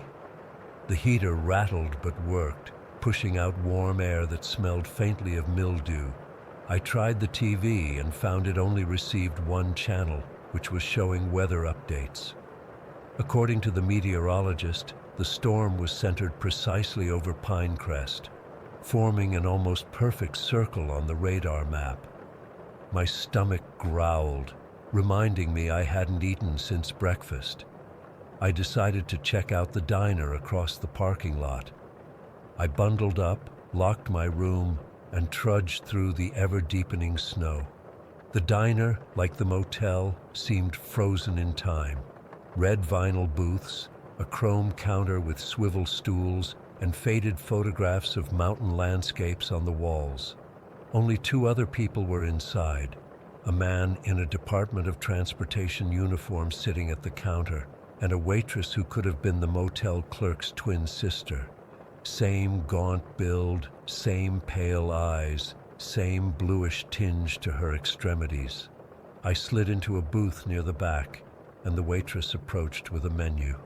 "Special today is venison stew," she said, her voice having that same hollow quality as the clerk's. "It's all we're serving with the storm." I agreed to the stew, and she brought it quickly, a steaming bowl with chunks of dark meat and root vegetables. It smelled odd, not unpleasant but unfamiliar, with an underlying metallic note I couldn't place. As I ate, I overheard the waitress talking to the DOT worker at the counter. They were speaking quietly, but the diner was silent enough that their words carried. "Another one tonight," the man said, glancing briefly in my direction. "The storm's getting better at bringing them in," the waitress replied. "Still need one more before the pass opens." "This one came from exit 23, he said, his voice dropping even lower, right where the guardrail's down. A chill ran through me that had nothing to do with the temperature. I had exited at 23, and there had been damaged guardrail there. But how would he know which exit I'd taken? The stew left a strange aftertaste in my mouth, metallic and lingering. As I finished eating, I noticed an unusual warmth spreading through my fingers and toes, a tingling sensation that was almost pleasant but somehow wrong. When I went to pay, the waitress looked at my hands with an expression I couldn't read. "You're feeling it already," she said. It wasn't a question. "Feeling what?" I asked. She ignored my question. "Checkout's at 11, she said instead, "but most never make it that long." The statement made no sense, but before I could ask what she meant, she'd turned away to wipe down the counter. I left money on the table and hurried back to my room, increasingly uneasy. The snow was falling so heavily now that my footprints from earlier had completely disappeared. The wind had picked up too, howling around the buildings and through the pine trees surrounding the property. I could barely see the diner by the time I reached my room door. Inside, I locked the deadbolt and chain, suddenly paranoid. The heater seemed less effective now. The room had a persistent chill despite being on full blast. I turned on the TV for distraction and froze at what I saw. The Weather Channel had been replaced by what looked like traffic camera footage. The timestamp in the corner showed 3 hours earlier, around the time I'd exited the highway. To my horror, I recognized my rental car. Same model, same color, same California license plate. The footage showed my car taking exit 23 despite a clearly visible closed for construction sign that I had no memory of seeing. As I watched, transfixed, the camera angle changed to show my vehicle veering off precisely where the guardrail was damaged. The car plummeted into a ravine below, landing roof first in a snow-covered gully. The footage continued, showing emergency vehicles arriving, responders climbing down to the wreck, and eventually a body being removed and placed in an ambulance. My heart was pounding so hard I could barely breathe. This had to be some sick joke, some elaborate prank. I grabbed my phone to call for help, but it remained without signal. When I tried the room phone, all I got was a recorded message saying, "Local service only. For emergencies, dial 9." I dialed 9 and got the motel front desk. The clerk answered with, "There's nothing we can do until morning." I hung up and tried the door, intending to get to my car and drive away from this place, storm or no storm. The key turned in the lock, but the door wouldn't open, as if it had been sealed shut or blocked from the outside. When I turned back to the TV, it had changed again. Now it showed a weather map with a caption that made my blood run cold. Exit 23 has been closed since 1978 following structural collapse. Next month marks the 46th anniversary of the Pinecrest tragedy, when an avalanche destroyed the mountain community, claiming 24 souls. The room temperature plummeted suddenly. My breath clouded in front of my face. I stumbled to the bathroom, desperate for water to clear my head. When I looked in the mirror, my reflection nearly stopped my heart. My face had become gaunt, my eyes pale, my skin taking on that same unnatural pallor I'd seen in the motel clerk and waitress. My hands, gripping the sink, had turned bluish at the fingertips. The realization hit me with crushing force. I never made it off the highway alive. As consciousness began to fade, the last thing I remember is the distant sound of snow, chains on vehicles passing safely through the mountain pass far above, unaware of what waits below at an exit that no longer exists, except for those the storm chooses to feed to the hungry mountain.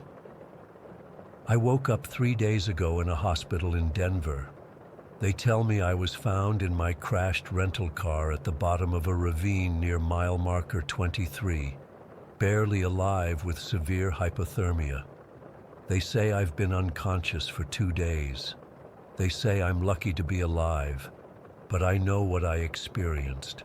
And sometimes, when I close my eyes, I can still hear the waitress's voice.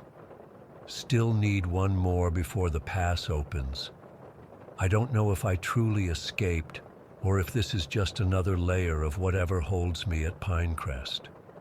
All I know is that when it snows, I feel a strange tingling in my extremities, and my reflection sometimes looks a little too pale, a little too gaunt, and I can't help but wonder, who will be the next one the storm brings in? Story 9. I've been sitting here for hours trying to figure out how to even start this. My hands are still shaking as I type this. I need to get this off my chest because I haven't been able to sleep properly since it happened last week.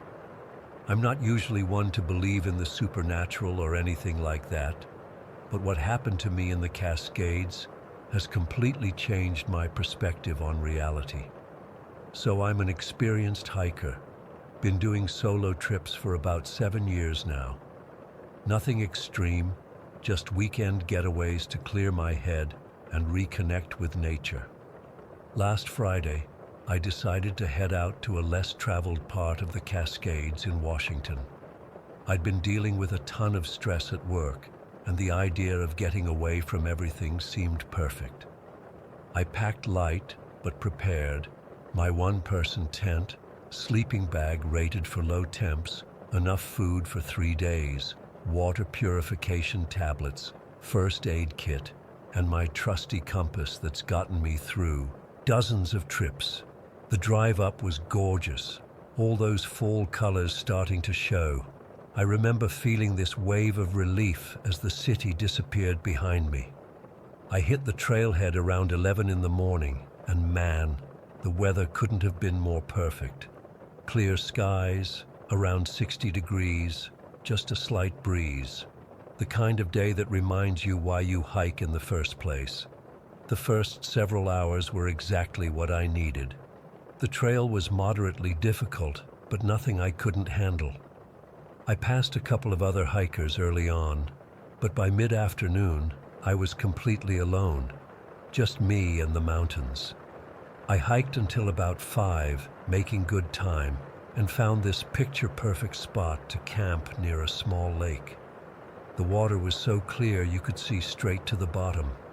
I set up my tent, filtered some water, and made a simple dinner of dehydrated pasta while watching the sunset. The sky looked unreal, all these shades of orange and pink reflecting off the lake. I remember thinking how lucky I was to experience this. I should have paid more attention to that feeling I got right after sunset. It wasn't anything dramatic, just this subtle sensation of being watched. You know that feeling when you can just tell someone's staring at you? It was like that, but there was nobody around for miles. I checked the perimeter of my camp, thinking maybe there was a deer or something, but saw nothing. I chalked it up to being alone in the wilderness and crawled into my sleeping bag around 9. I've never had trouble sleeping outdoors. Usually, the physical exhaustion from hiking knocks me right out. But that night, I kept waking up. Every hour or so, I'd jolt awake for no apparent reason. Around 2 in the morning, I heard what sounded like footsteps circling my tent. Slow, deliberate steps crushing the leaves outside. I called out, thinking maybe another hiker had set up nearby, but no response. Just silence. Then the steps again, closer this time.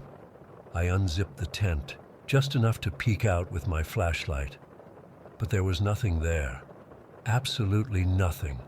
No animal tracks, no disturbed leaves, nothing that could explain what I'd heard. I barely slept after that. When dawn finally came, something felt off. The forest was completely silent. No birds singing, no insects buzzing, nothing. Anyone who's spent time in the woods knows that's not normal, especially at dawn. Everything felt still, almost frozen. The air had this heaviness to it that I can't really explain. I decided to push on rather than stay another night at that spot. I packed up quickly, skipped my usual morning coffee routine, and hit the trail by 6:30. That's when the fog rolled in. 1 minute the sky was clear, and the next, this thick blanket of fog descended, so dense I could barely see 20 feet ahead. I've hiked in fog before, but this was different. It seemed to move in a way that fog shouldn't, almost with purpose. I relied on my compass to stay on track, but something weird started happening. The readings kept changing in ways that made no sense. I'd check it, walk 100 feet in what should have been a straight line, and suddenly I'd be facing a completely different direction. It was as if the mountains themselves were shifting around me, changing the landscape. I know how crazy that sounds, but that's exactly what it felt like. After what felt like hours of walking in circles, I started to panic a bit. My phone had no signal, and the GPS was glitching out completely. The fog wasn't lifting. If anything, it was getting thicker. I decided to head downhill, figuring I'd eventually hit a stream or road. That's when I saw it. Through a small break in the fog, this old cabin that didn't look like it belonged there at all. It wasn't on any of the trail maps I'd studied, and it definitely didn't look like a park service structure. It was old, really old, the kind of place that looks like it's been abandoned for decades. The logs were rotting in places, the small porch sagging, the single window clouded with dirt and age. I stood there staring at it for a good 5 minutes. Every instinct told me to keep walking, to get as far away from that place as possible. But the fog was getting worse. I was completely disoriented. And honestly, I thought maybe there would be a map inside, or at least some shelter while I figured out my next move. The door creaked so loudly when I pushed it open that I nearly jumped out of my skin. The inside was exactly what you'd expect. Dusty, cobwebs everywhere, broken furniture scattered around. A small table, a couple of chairs, an old cast iron stove in the corner. But what caught my eye was this tattered journal sitting on the table, like someone had just been reading it. I know I should have just left it alone, but curiosity got the better of me. The journal was old, the pages yellowed and brittle. The handwriting was shaky but legible, dated from the 1970s. I started reading, and my blood ran cold. The entries described someone's experience hiking in these same mountains. At first, they were normal, descriptions of the landscape, wildlife sightings. Then they changed. September 15th. The fog came again today. I can't find my way back to the main trail. The compass doesn't work here. I feel like I'm walking in circles. September 16th. I heard whispering last night. Voices just outside my tent. When I looked, nothing was there. But I know what I heard. September 17th. I found this cabin. Thank God. But I'm not alone here. I see shadows moving in my peripheral vision. When I turn, they're gone. But they're watching me. I know they are. The final entry was the worst. September 18th. They are watching. I can feel them. I fear I will not leave this place alive. That was it. Nothing after that. I dropped the journal like it had burned me. My heart was pounding so hard I could feel it in my throat. I needed to get out of there immediately. but as I turned toward the door, I heard it, a loud thud from directly above me, like someone had dropped something heavy on the floor upstairs. Then the whispering started, faint at first, but growing louder. I couldn't make out distinct words, but it sounded like multiple voices, all talking over each other. And they sounded desperate, pleading, like they needed help. I'm not proud of what I did next. Logic told me to run, but instead, I walked toward the narrow staircase in the corner of the room. Something compelled me to go up there. I know how stupid that sounds, but it was like I wasn't fully in control of my actions. The stairs creaked under my weight, threatening to give way with each step. The room upstairs was small and completely empty. No furniture, no people, nothing that could have made that sound. But the feeling of being watched was overwhelming. The air felt thick, almost difficult to breathe. The temperature dropped at least 20 degrees. I could see my breath fogging in front of me. When I tried to leave, the door slammed shut. I didn't touch it. It just slammed with enough force to shake the whole cabin. I lunged for the handle, but it wouldn't budge. Complete panic set in. I was pounding on the door, screaming, trying to force it open, when I felt something. Not a physical touch, but a presence. Multiple presences, closing in from all sides. The whispering grew louder, but now it didn't sound like pleas for help. It sounded hungry. The air around me grew so cold it burned my lungs. I couldn't breathe, couldn't think. I felt this overwhelming despair washing over me, like all the hope was being sucked out of my body. Like I was drowning in other people's fear and pain. Just when I thought I was going to pass out, the door suddenly swung open. I didn't question it. I bolted down those stairs so fast I nearly fell. I grabbed my backpack from where I'd dropped it and ran out of that cabin like hell itself was chasing me. And the whole time, I swear I could hear laughter. Not happy laughter, this horrible mocking sound that seemed to come from the trees themselves. I ran for what felt like hours, no direction, no plan, just pure adrenaline-fueled terror. Eventually, I stumbled onto a wider trail that I recognized from the map. The fog started lifting, and by some miracle, my compass started working again. I made it back to my car just before sunset. The drive home was a blur. I kept checking my rearview mirror, half expecting to see something following me. The mountains looked different somehow, malevolent, like they were hiding secrets. I didn't stop until I was back in the city, surrounded by lights and people and normality. It's been a week now. I've tried to rationalize what happened. Carbon monoxide from the old stove, maybe? Some kind of hallucinogenic fungus in the cabin? A panic attack triggered by getting lost? But none of those explanations feel right. I can't shake the feeling that I was never truly alone out there, that there's something in those mountains that doesn't want to be found. The worst part is the dreams. Every night since, I've dreamed of that cabin, of voices calling me back, of something waiting for me to return. I'm never hiking alone again. And if you're planning a trip to the Cascades, stick to the main trails. Some places don't want to be explored. Some secrets are meant to stay hidden in the fog. Story 10. I'm still struggling to piece together everything that happened that day in Anza Borrego. Even now, more than 4 years later, there are gaps in my memory that I can't fill, moments that slip away when I try to grasp them. But I need to share this. Maybe writing it all down will help me process it, or at least warn others. I'm Jin Chen. I was a biochemist, still am, I guess, though I don't work in the field anymore. My wife Laura and I used to love hiking and photographing wildflowers. We were amateur, botanists at best, but passionate ones.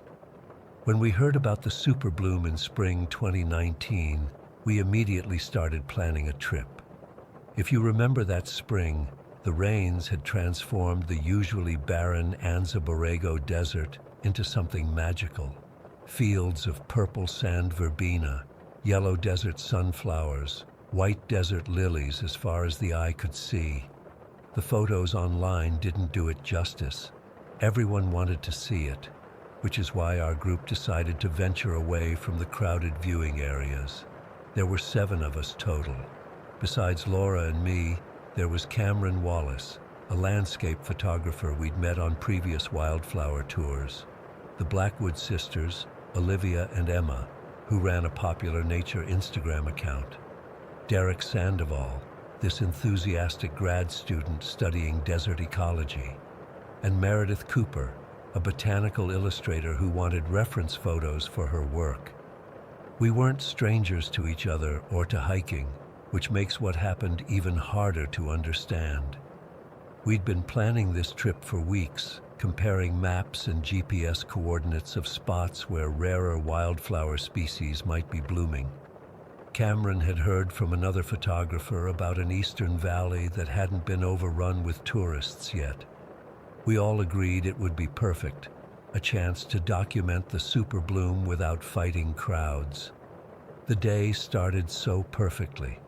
We arrived early, around 7 in the morning, and hiked about 4 miles to reach the valley.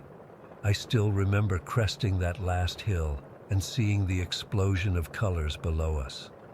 Laura squeezed my hand and whispered, "It's like walking into a painting." The valley floor was a canvas of purples, yellows, whites, and oranges. The scent was intoxicating, sweet and earthy and alive. We set up camp in a small clearing, eager to start exploring. Everyone was buzzing with excitement, checking camera gear, applying sunscreen, pointing out particularly striking flower clusters.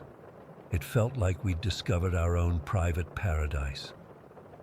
The whole day was spent wandering through fields of blooms, photographing, taking notes. Laura and I were particularly interested in some unusual cacti that were flowering. Meredith was sketching everything she saw. The Blackwood sisters were creating content for their followers, staging shots of each other surrounded by flowers. Derek was cataloging species, running around like a kid in a candy store, showing us all his findings. Cameron ventured farther than the rest of us, always looking for the perfect light, the perfect composition. I remember him coming back around sunset, showing us photos of some striking white trumpet-shaped flowers he'd found on the eastern edge of the valley. None of us recognized the species exactly, though they looked like some kind of datura variant. We should have paid more attention. We had dinner around the campfire, sharing snacks and stories as the stars came out. The temperature dropped quickly as it does in the desert, and we all huddled closer to the fire. Everyone was in such good spirits. Laura was telling some silly story about our honeymoon when we'd gotten lost hiking in Yosemite, and everyone was laughing. God, I wish we could have frozen time right there. The trouble started shortly after midnight. We'd all gone to our tents, tired from the day's hiking. I was almost asleep when I heard movement outside.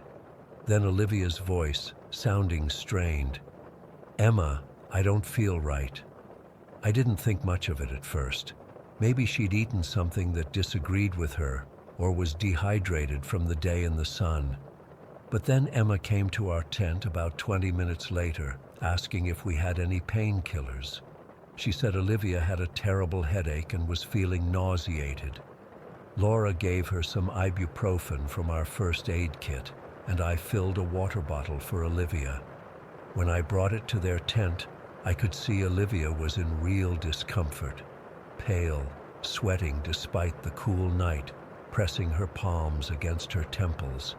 "It feels like my head's going to explode," she whispered, "and my fingers are tingling." That's when the first alarm bell went off in my head. Headache, nausea, and paresthesia, tingling sensations, can be symptoms of various toxin exposures, but I didn't want to scare everyone by jumping to conclusions. "Try to drink some water and rest," I said. "The ibuprofen should kick in soon." But when I got back to our tent, Laura was sitting up, looking disoriented. "Jin, something's wrong," she said. "The tent feels like it's spinning, and I can see colors or something at the edges of my vision." My heart rate picked up. Laura never complained about feeling sick. She was the type to power through discomfort without a word. For her to mention it meant something was seriously wrong. I checked her pulse, rapid, pupils dilated.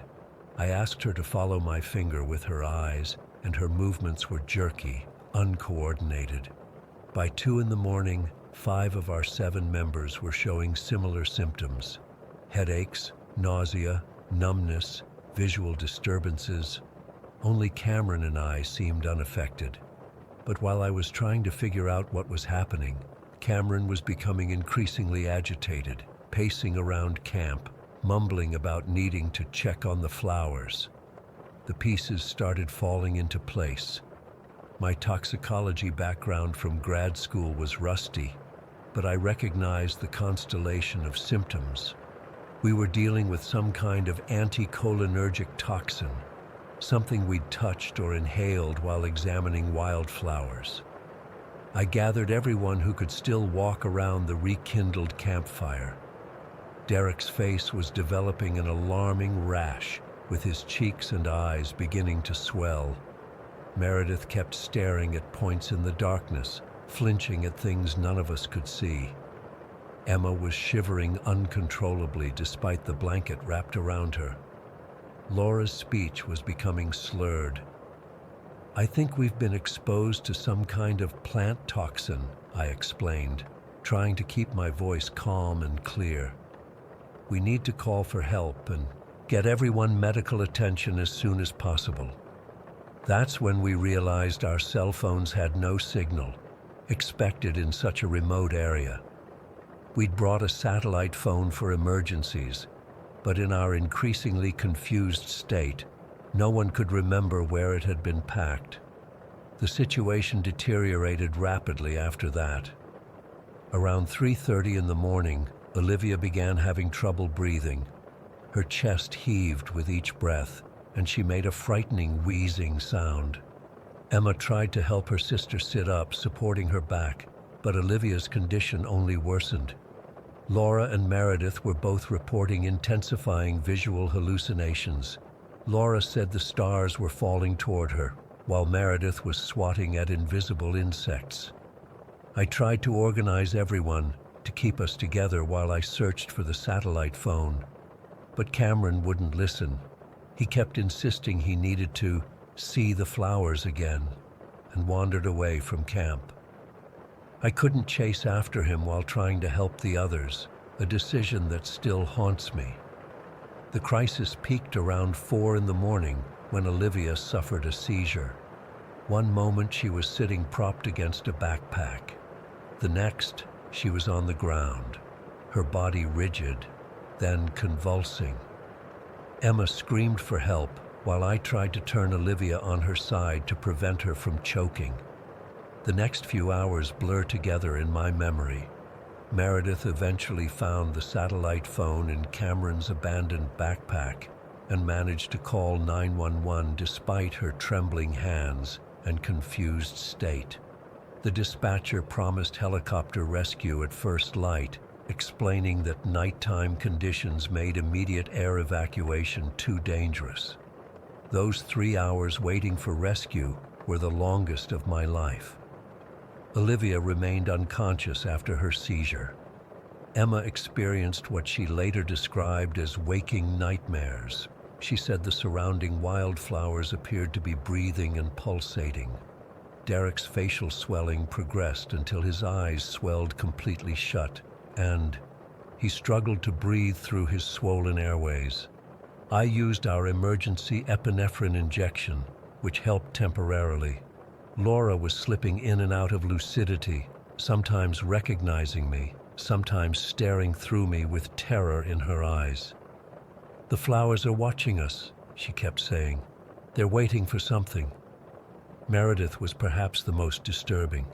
She sat perfectly still, head tilted as if listening intently, occasionally nodding or responding to voices none of the rest of us could hear. I kept trying to monitor everyone's vital signs, to keep them drinking water, to prevent anyone else from wandering off. But I was just one person, and the situation was spiraling out of control. The rescue helicopter arrived shortly after dawn, but by then, Olivia had suffered a second, more severe seizure. I performed CPR until my arms gave out, but I couldn't bring her back. The paramedics took over when they landed, but it was too late. She was gone. Cameron never returned to camp. Search and rescue found his body 3 days later, about 2 miles from our campsite. The medical examiner determined he died from cardiac arrest induced by severe neurotoxicity. The medical mystery was solved weeks later when botanist Dr. Elena Vasquez identified several clusters of an unusual Datura variant growing in the valley, the same white trumpet flowers Cameron had photographed. Laboratory analysis confirmed these plants contained abnormally high concentrations of tropane alkaloids, plus several novel compounds never before documented. The plants had somehow hybridized with another toxic desert species, creating a variant that released alkaloid-laden pollen and microscopic trichomes that caused poisoning through skin contact and inhalation. The survivors' recovery has been slow and incomplete. All 5 of us experienced lasting neurological effects. Derek developed chronic respiratory issues from lung tissue damage. Emma carries the heaviest burden, the loss of her sister and persistent memory problems that ended her career as an environmental lawyer. Laura never fully recovered either. The hallucinations eventually stopped, but she developed severe anxiety and PTSD. Our marriage couldn't survive the strain. We separated a year after the incident. Meredith lost the steady hand needed for her illustration work. The recurring visual disturbances made it impossible for her to continue her career. As for me, I left biochemistry. I couldn't face the lab anymore. I've developed a fear of flowering plants that my therapist calls anthophobia. I can't even keep houseplants. They say time heals all wounds, but some just scar over. I still dream about that valley of flowers. In my dreams, they're always watching, waiting, breathing, and I wake up gasping for air, feeling the poison still working its way through my system, wondering if I'll ever truly recover from what happened that day in Anza Borrego. Story 11. I still can't explain what happened to me 3 weeks ago. I've been trying to make sense of it, searching for any information about this place online. But there's nothing. Absolutely nothing. I'm hoping someone here might have heard of Echo Hollow or experienced something similar, because I'm starting to question my own sanity. I was driving from Los Angeles to Denver for a job interview. I'd been planning this move for months, a fresh start after my divorce. The first day of driving went fine. Stayed at a motel just outside Vegas. The second day is when everything went wrong. I was about 4 hours into my drive, somewhere in the Nevada desert. There's something unsettling about that landscape. Miles of nothing but sand and scrub brush. Those jagged mountains always seeming the same distance away no matter how long you drive. I had my playlist going, but it kept cutting out. The signal was getting spotty, which wasn't unusual for that area, so I switched to the radio. That's when I first heard it.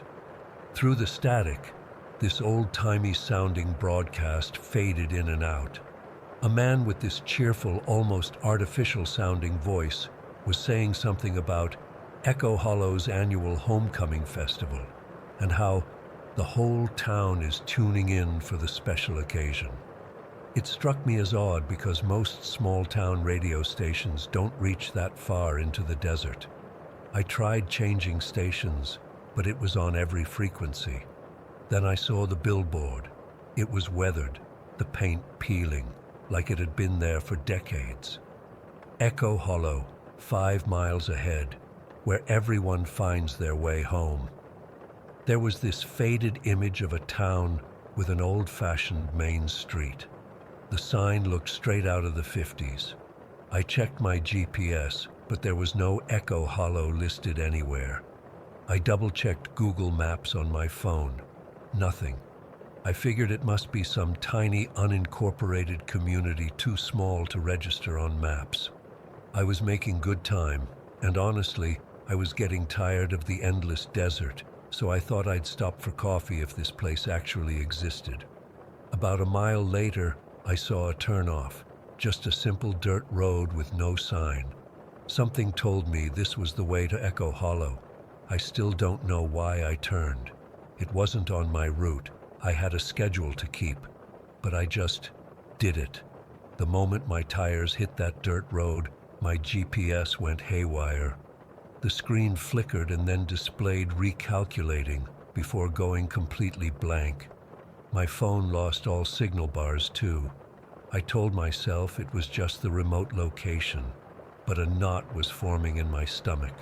The dirt road curved around a rocky outcropping, and suddenly the landscape changed.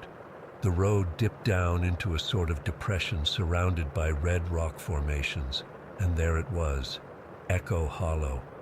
It looked exactly like the billboard image, but in full color. A perfectly preserved small town that looked like it hadn't changed since the 50s. The storefronts were immaculate with those old-fashioned, painted signs: Echo Hollow Pharmacy, Mabel's Diner, Henderson's General Store. American flags hung from lampposts. There were vintage cars parked along the street, not like collector's items, but like they were just the cars people drove. Everything was clean, almost too clean.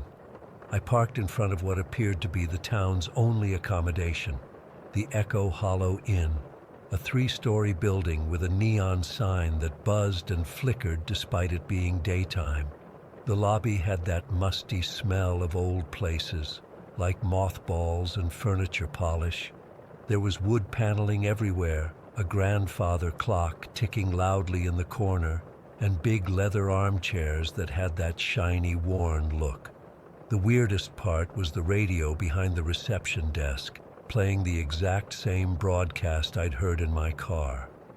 When I rang the bell, a woman appeared almost instantly, like she'd been waiting just out of sight. She was maybe in her 60s, with this perfect bouffant hairstyle and red lipstick. Her name tag said Betty. "Sarah Mitchell," she exclaimed before I'd said a word. "We've been expecting you." I felt my blood go cold. I hadn't made a reservation. I hadn't told anyone I was coming here. Hell, I hadn't even known this place existed until 20 minutes ago. "How do you know my name?" I asked. She smiled, this perfect practiced smile that didn't reach her eyes. "Oh, honey, we know all our visitors. We have a room all ready for you. You'll be staying with us tonight." It wasn't a question. It was a statement. I should have left right then, but I didn't. Instead, I found myself nodding, taking the old-fashioned key she handed me, and listening to her instructions about dinner being served at 6 sharp in the dining room. My room was on the 2nd floor, floral wallpaper, a brass bed with a white chenille bedspread, and a bathroom with pink tiles and fixtures. Everything was immaculate but dated, like a museum display of a mid-century hotel room. The window overlooked the town, square, where I could see people moving about, all dressed like extras from some 50s TV show. I decided to explore the town, telling myself there had to be a logical explanation. Maybe it was one of those historical tourist traps where everyone stays in character. but there were no other tourists that I could see. The townspeople smiled and nodded as I passed. They all seemed to recognize me, some even calling me by name. "Lovely to have you with us, Sarah." "Welcome to Echo Hollow, Sarah." Their voices had this same cadence, almost like they were reading from a script. In the center of the town square stood a large obelisk-like monument made of black stone. As I got closer, I could see it was covered with names and dates, hundreds of them etched into the surface. At the top it read, "Echo Hollow remembers its travelers. All find their way home." I scanned the names idly at first, until my eyes froze on one entry near the bottom. Sarah Mitchell, 2025. My own name, with next year's date. I stumbled backward, nearly falling. That's when I felt a hand on my shoulder. I turned to find an elderly man with bright blue eyes that seemed too vibrant for his wrinkled face. "Admiring our memorial, are you?" he asked, his voice exactly like the radio announcer's. "What is this?" I demanded, pointing at my name. "What kind of sick joke is this?" He smiled. It was kind but somehow wrong, like his face wasn't quite moving the way a face should. "No joke, Sarah. Those are the names of everyone who has contributed to our community, who has become part of Echo Hollow. I've never been here before, and that date, it's next year." He patted my arm. His hand felt too light, almost hollow. "Time works differently here. You'll understand soon enough. Why don't you get some rest before the festival tonight?" I practically ran back to the inn. I needed to leave, now. But when I went to grab my car keys from my purse, they were gone. I tore the room apart, looking for them. Nothing. My phone still had no service, and now the battery was draining rapidly, despite being nearly full when I arrived. I went down to the front desk, trying to keep my voice steady as I asked Betty about my keys. "Oh dear, you won't be needing those just yet," she said, that same fixed smile on her face. "Nobody leaves before the homecoming festival. It's tradition." "I need to leave now," I insisted. "I have an interview in Denver tomorrow." "No, dear, you don't." There was something final in her tone that sent chills down my spine. I went back to my room and tried the window, thinking I could climb down and maybe find help or hotwire my own car. But the window wouldn't open. It wasn't locked. It just wouldn't move, like it was painted shut or maybe wasn't even a real window at all. I must have fallen asleep at some point, because I woke to the sound of music. The sun had set, and when I looked out the window, the town had transformed. Colorful lights were strung across the square. A band played on a gazebo I hadn't noticed before. People were dancing and laughing. But there was something off about the scene. The movements weren't quite right. The people seemed to flicker occasionally, like an old film reel with missing frames. And the music, it had that same quality as the radio broadcast, like it was being played through layers of time. I decided to make a run for it. There had to be a way out of this town. I slipped out of the inn, sticking to the shadows, and headed toward the road I'd come in on. But after walking for what should have been more than enough distance to reach the town limits, I found myself back in the central plaza. I tried again, taking a different street. Same result. A third attempt led me to the plaza again. It was like the town was folded in on itself, every path circling back to the center. The elderly man was waiting for me when I returned to the plaza for the third time. He stood by the memorial, nodding as if he'd expected this. "You can't leave, Sarah. None of us can. That's not how Echo Hollow works." "What is this place?" My voice broke as I asked. "What do you want from me?" He gestured for me to sit beside him on a bench. I was too exhausted to refuse. "Echo Hollow was a real town once," he began. "Until 1952, the government was doing nuclear tests in the desert. They told us we had to evacuate, but our mayor refused, said this land had been ours for generations, and no government man was going to tell us to leave. He looked up at the stars, which seemed unnaturally bright and close. When the bombs fell, we didn't die. Not exactly. We changed frequency. That's how the mayor explained it. The radiation transformed us into something else, something resonant. He tapped his chest, and I swear it made a hollow sound, like knocking on an empty wooden box. We found we could still exist here, but not quite in the same reality as before. We became a broadcast, an echo. But to maintain our existence, we need energy, new voices to join our chorus. Around us, the festival continued, but now I noticed that some of the townspeople were dressed in styles from different eras, 70s, 80s, 90s, right up to modern day, all dancing, all with that same uncanny flickering quality. "You've been drawing people here," I whispered. "All these names on the memorial." "We prefer to think of it as welcoming them home," he corrected. "Echo Hollow was never meant to be silenced, and now it's time for you to join our broadcast, Sarah." The music changed.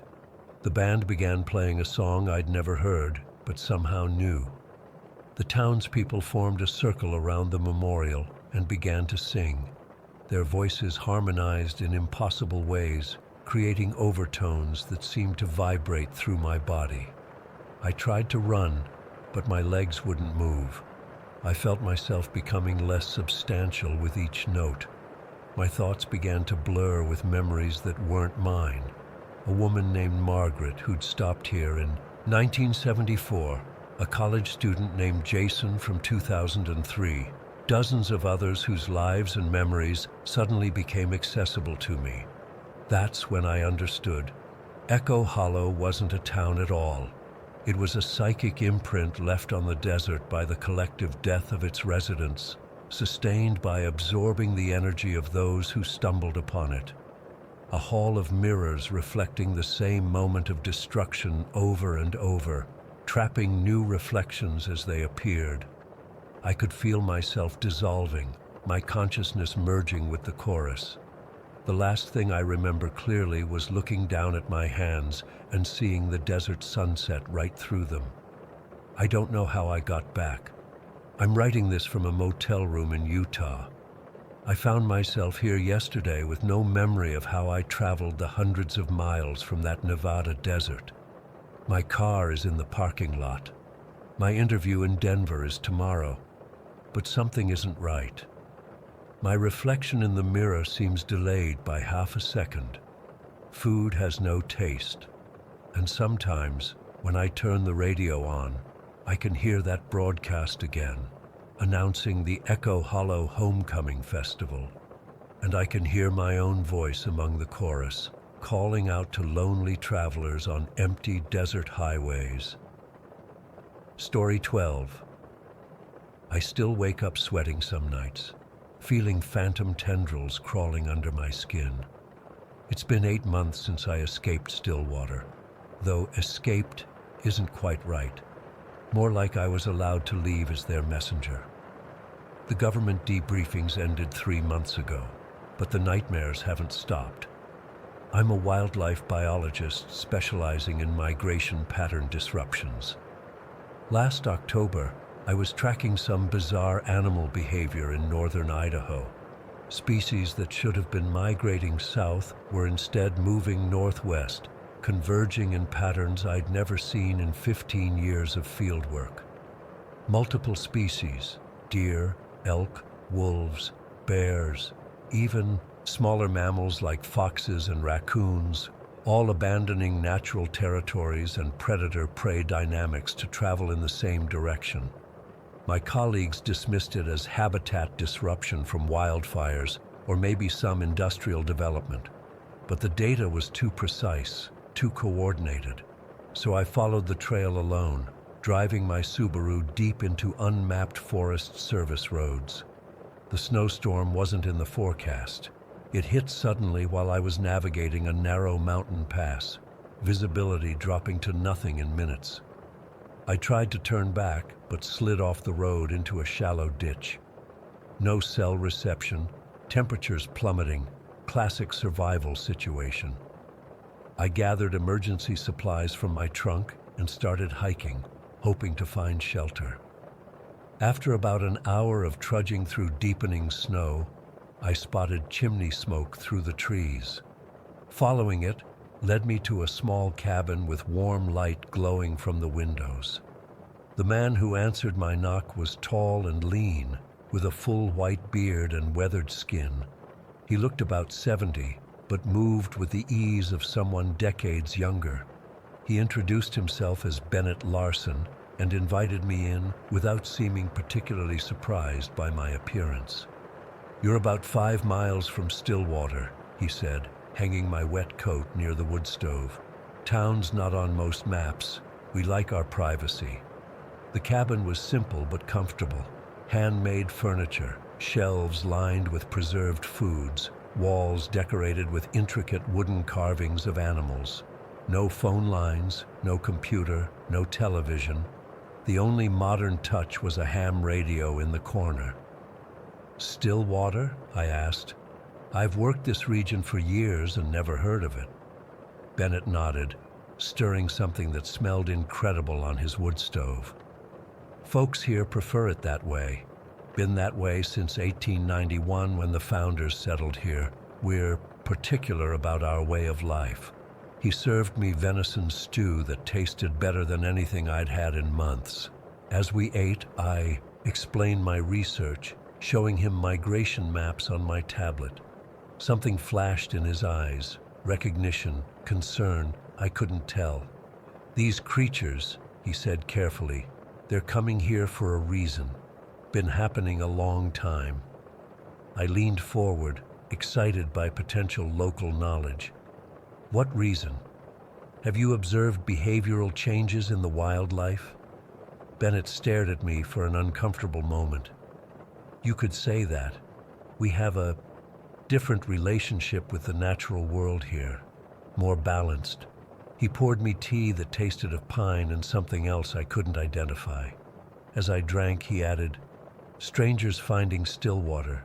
It rarely ends well. Best I take you back to your car tomorrow when the storm breaks." I remember feeling suddenly tired, my limbs growing heavy. Looking back, the tea was obviously drugged, but at the time I just thought it was exhaustion catching up. Before falling asleep on his couch, I glanced out the window and saw something that didn't register properly in my fading consciousness. A small procession of animals, 2 deer, a fox, and what looked like a black bear, moving in single file along a path, heading in the same direction. Behind them walked 3 people in gray clothing, moving with the same deliberate pace. I woke with fragmented memories and a pounding headache. Bennett was gone, but had left a note saying he'd gone to town for supplies. My watch showed it was 2 in the afternoon. I'd slept nearly 18 hours. Something felt wrong. My equipment had been moved. My tablet was off, though I always kept it charged, and my satellite phone was missing from my backpack. More disturbing was the clinical feeling of having been examined, like waking up from anesthesia with the sense that someone had been looking at you while you were under. Looking out the cabin window, I could see Stillwater in the valley below, maybe 50 buildings arranged around a central structure that was larger than the rest.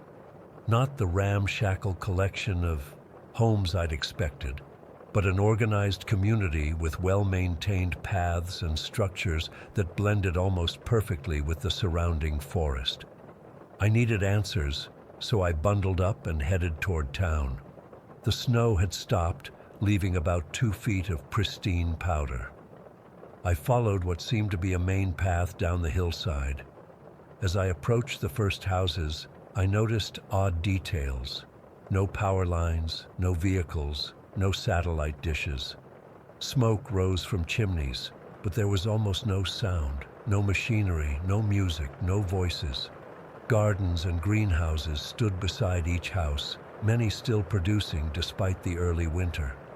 The few people outside didn't seem surprised to see me. They nodded politely but didn't speak, continuing their tasks, chopping wood, carrying water, tending to simple machinery that looked handcrafted. Their movements were eerily efficient, almost synchronized. A woman in her 50s approached me directly. She wore a simple gray dress with a darker gray shawl, her silver-streaked hair pulled back in a tight bun. Her smile never reached her eyes. "Dr. Chen, I'm Diana Huxley, mayor of Stillwater. Bennett radioed about your arrival. Please come to my office." I hadn't told Bennett my last name.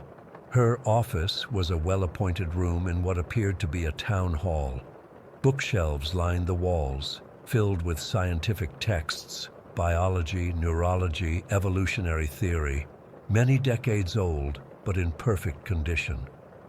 "I understand you're studying our local wildlife," she said, pouring tea from a ceramic pot. I declined it politely. "The migration patterns are unprecedented," I explained, watching her carefully. "Multiple species converging in this area, abandoning natural behaviors." Mayor Huxley smiled. "Not unprecedented to us. Stillwater has maintained a wildlife management program for generations. The animals recognize this as a sanctuary." "Sanctuary?" I pressed. "Predator and prey species don't typically seek the same sanctuary." "Our founders were ecological pioneers," she said, her voice taking on a rehearsed quality. "They understood that humans and animals could establish more harmonious relationships through proper conditioning. What you're observing is the success of our methods." Everything she said sounded reasonable, yet felt fundamentally wrong. I asked about returning to my vehicle, and she assured me that someone would take me tomorrow when the roads were clearer. "Tonight, you'll stay with Bennett. We're having our weekly community gathering. You're welcome to attend. It would help you understand our relationship with the natural world." I spent the afternoon exploring Stillwater, increasingly disturbed by what I observed. The residents were healthy, especially the elderly, who showed remarkable vigor. But their interactions seemed rehearsed, their conversations halting as I approached, resuming with different topics. Children played in the snow with unusual discipline, their games structured and purposeful rather than chaotic. When a deer wandered into the town square, the children approached it with practiced movements, touching its flanks in specific patterns before it calmly departed.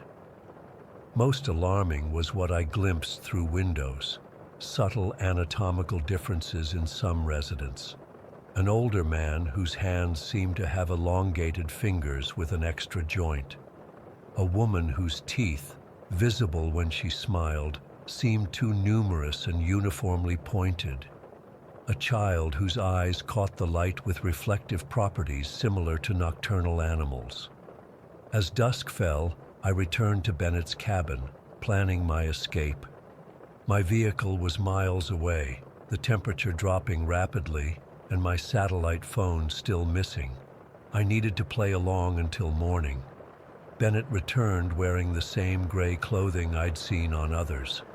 "Almost time for the gathering," he said, placing a folded gray outfit on the table.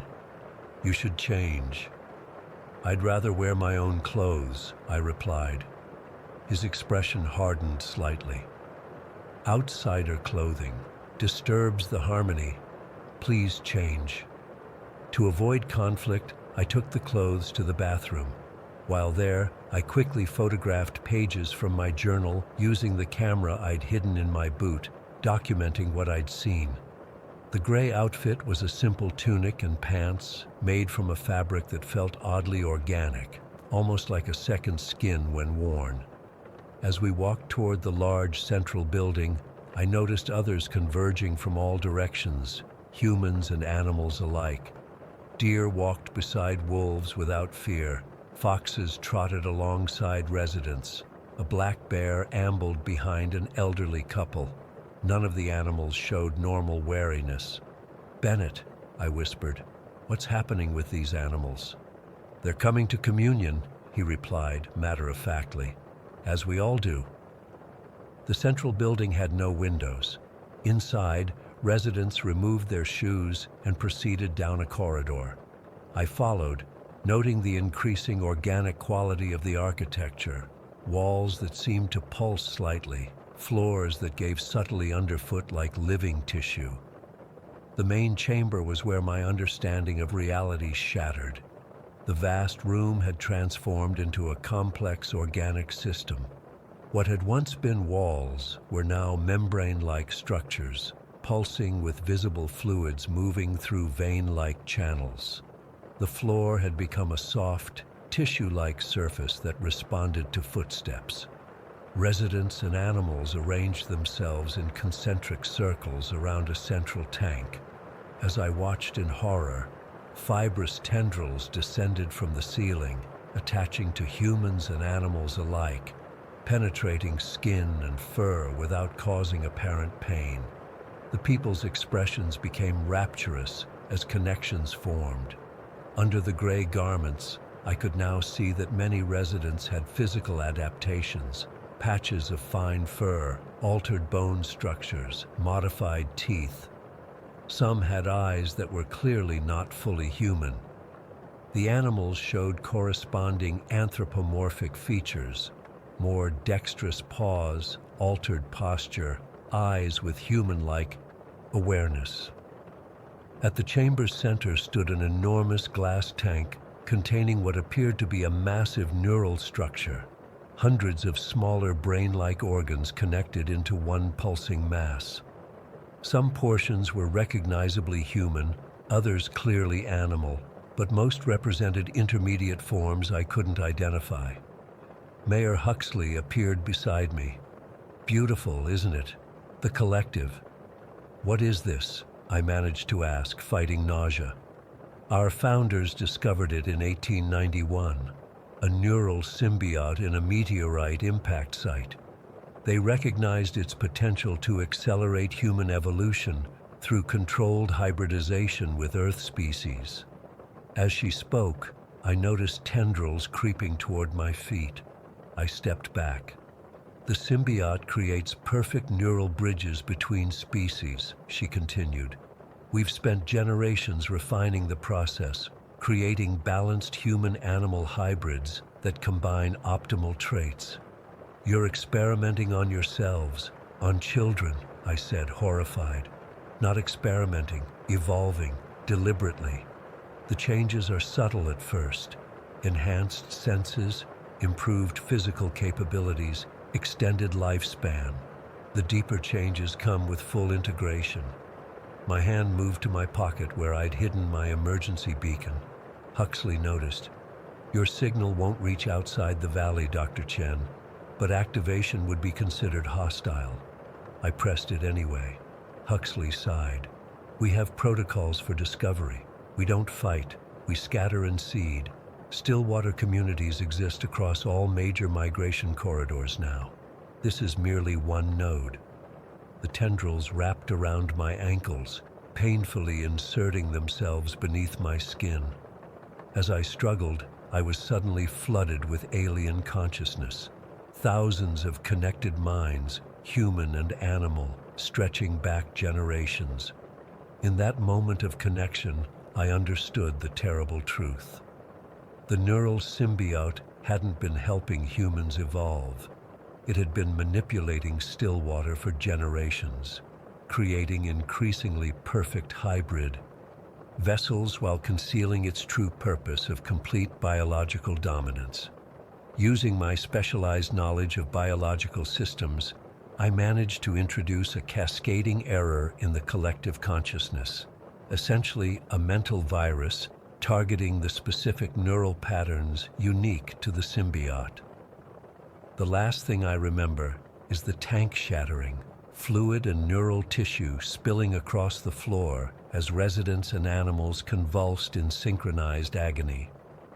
Federal agents found me 3 days later, wandering in the snow. Still water was largely abandoned, with evidence of advanced biotechnology and partial remains of transformed individuals. I was alive but altered. My neural scans show unprecedented activity patterns that doctors can't explain. I know fragments of the collective escaped, each carrying the knowledge to rebuild. Environmental monitoring has documented wildlife exhibiting non-standard behaviors throughout the Pacific Northwest. Multiple species abandoning territorial instincts to congregate in remote areas where small settlements appear virtually overnight. Sometimes at night, I feel phantom connections forming, whispers of shared consciousness bleeding through. Part of me is still connected to what escaped from Stillwater, and sometimes, when I look in the mirror, I notice subtle changes in my features that weren't there before. Story 13. I've been working up the courage to share this for a while now. It happened 3 weeks ago, and I still haven't fully processed it. I'm hoping writing it down might help me make sense of what happened, though I doubt anything ever will. I was driving back from visiting my sister in Oak Ridge, taking Highway 55 like I always do. It was getting late, around 9:30 p.m., and that stretch of road gets really dark. I mean pitch black except for your headlights. No street lamps, minimal reflectors, just a 2-lane highway cutting through miles of dense forest. The radio reception was spotty. It always is on that stretch, so I was flipping between stations trying to find something clear when my headlights caught this figure on the side of the road. An older man, probably in his 60s, wearing this worn brown coat and an old-fashioned flat cap. He had his thumb out, hitchhiking. Now I know what you're thinking. Everyone knows you don't pick up hitchhikers, especially on isolated highways at night. My mom drilled that into my head since I was a kid. But something about this guy, I can't explain it. I felt this weird pull, like I absolutely needed to stop. Before I even realized what I was doing, I was pulling over. The weird thing is, I don't remember actually deciding to stop. 1 second I was driving past, the next I was on the shoulder with my hazards blinking. "Where you headed?" I asked as he got in, trying to sound casual while my brain screamed at me that this was a terrible idea. "Just up the road a ways," he said. His voice was gravelly but soft. "Mighty kind of you to stop. Not many do these days." As we pulled back onto the highway, I introduced myself. "I'm Nathan," I said, extending my hand without taking my eyes off the road. He hesitated before shaking it. His hand was ice cold, like unnaturally cold. I figured he'd been standing out in the night air for too long. "John," he said simply, then turned to look out the window. I tried making small talk, asked where he was coming from, if he had family nearby, but he gave short, vague answers that didn't really tell me anything. After a few minutes, I gave up and focused on driving. That's when I noticed something in the rearview mirror. Every time I glanced up to check behind us, something seemed off about his reflection. At first, I thought it was just the poor lighting or my tired eyes playing tricks. But no, his face in the mirror, it wasn't stable. It seemed to flicker like an old film reel where the frames don't quite match up. 1 second it would be the weathered face of the old man sitting next to me. The next it would shift into something darker, more hollow. I blinked hard and looked again. Normal. Maybe I was just exhausted from the drive. About 15 minutes later, we approached this old abandoned gas station. It's been closed for years, just a dilapidated building with broken windows and faded signs. As we got closer, the old man suddenly sat up straight. "Don't stop here," he said firmly. "Whatever you do, don't stop." I hadn't been planning to stop at a clearly abandoned building in the middle of nowhere, but his tone made my skin crawl. I wasn't going to, I said, trying to laugh it off. Place looks like it's been closed for decades. It is, he replied, staring at it intensely as we drove past. But sometimes it isn't. The way he said it made me grip the steering wheel tighter. I pressed down on the accelerator a bit more, eager to put some distance between us and that place.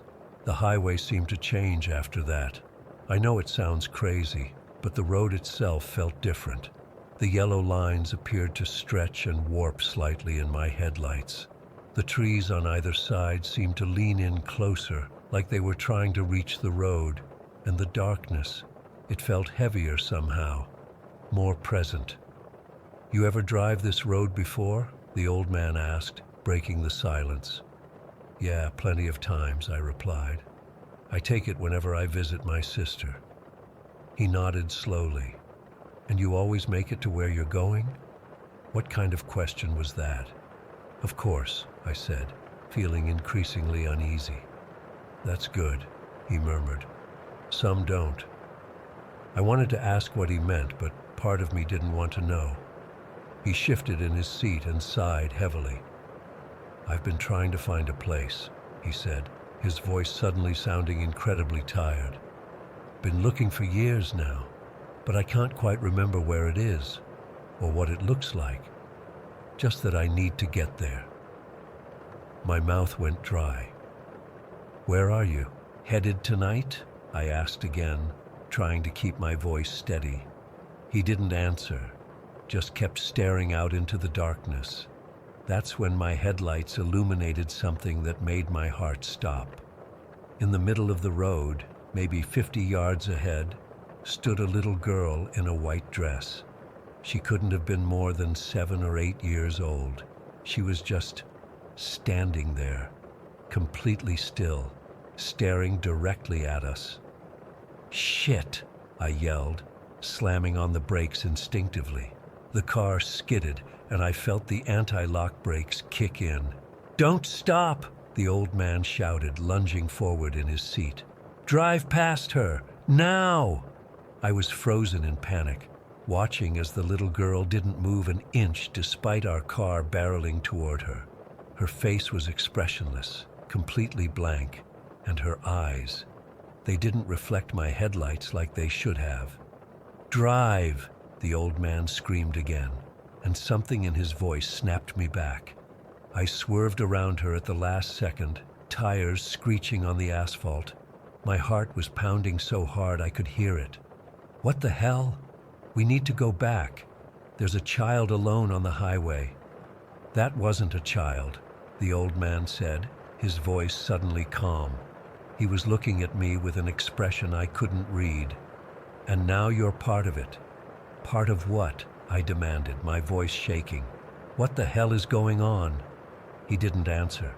Instead, he reached over and turned off the radio, which had been playing static this whole time.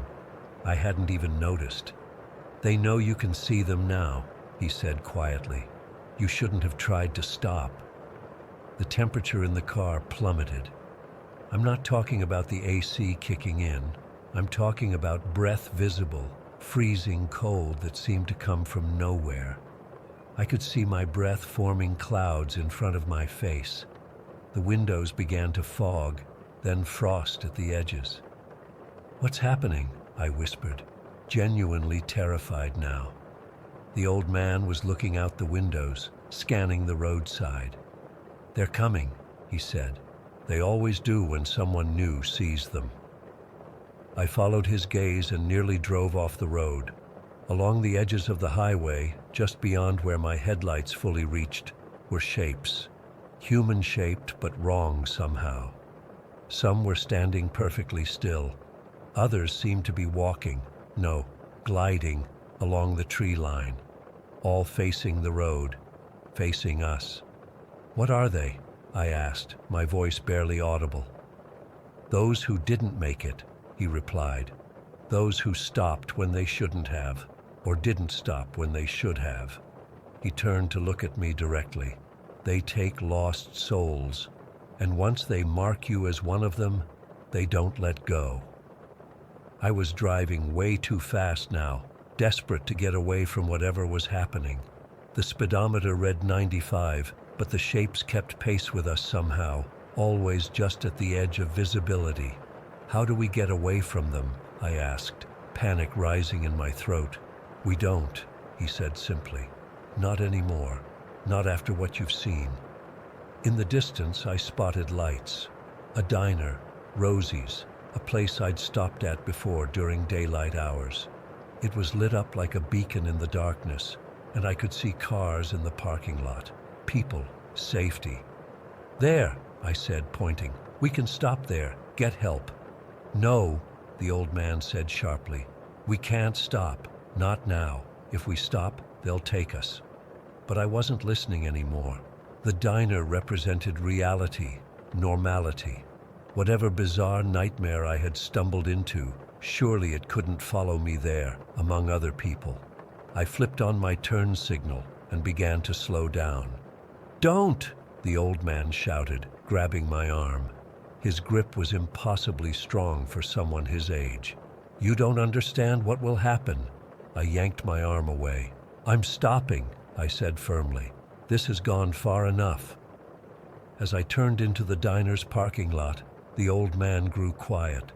I pulled into a space, put the car in park, and turned to face him, ready to demand answers. But the passenger seat was empty. I looked around, frantically, even checking the back seat. Nothing. He was gone. Just vanished. The car door hadn't opened. I would have heard it, felt the rush of air. He was simply gone. I sat there for a full minute, trying to process what was happening. Maybe I had imagined him. No, impossible. We'd had a conversation. He'd grabbed my arm. I could still feel the coldness of his grip. Finally, I decided to go into the diner. I needed coffee, needed to be around normal people, needed to make sense of whatever the hell was happening. The diner looked busy inside. Through the windows, I could see people eating, talking, laughing.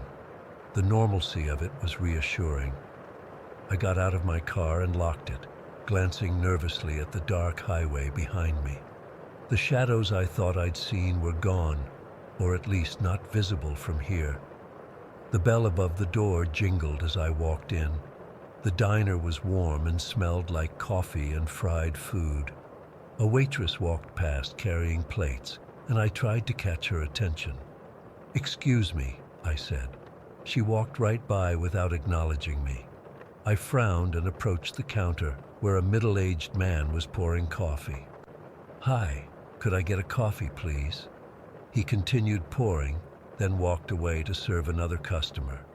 That's when I noticed no one was looking at me, not deliberately avoiding eye contact, just not seeing me.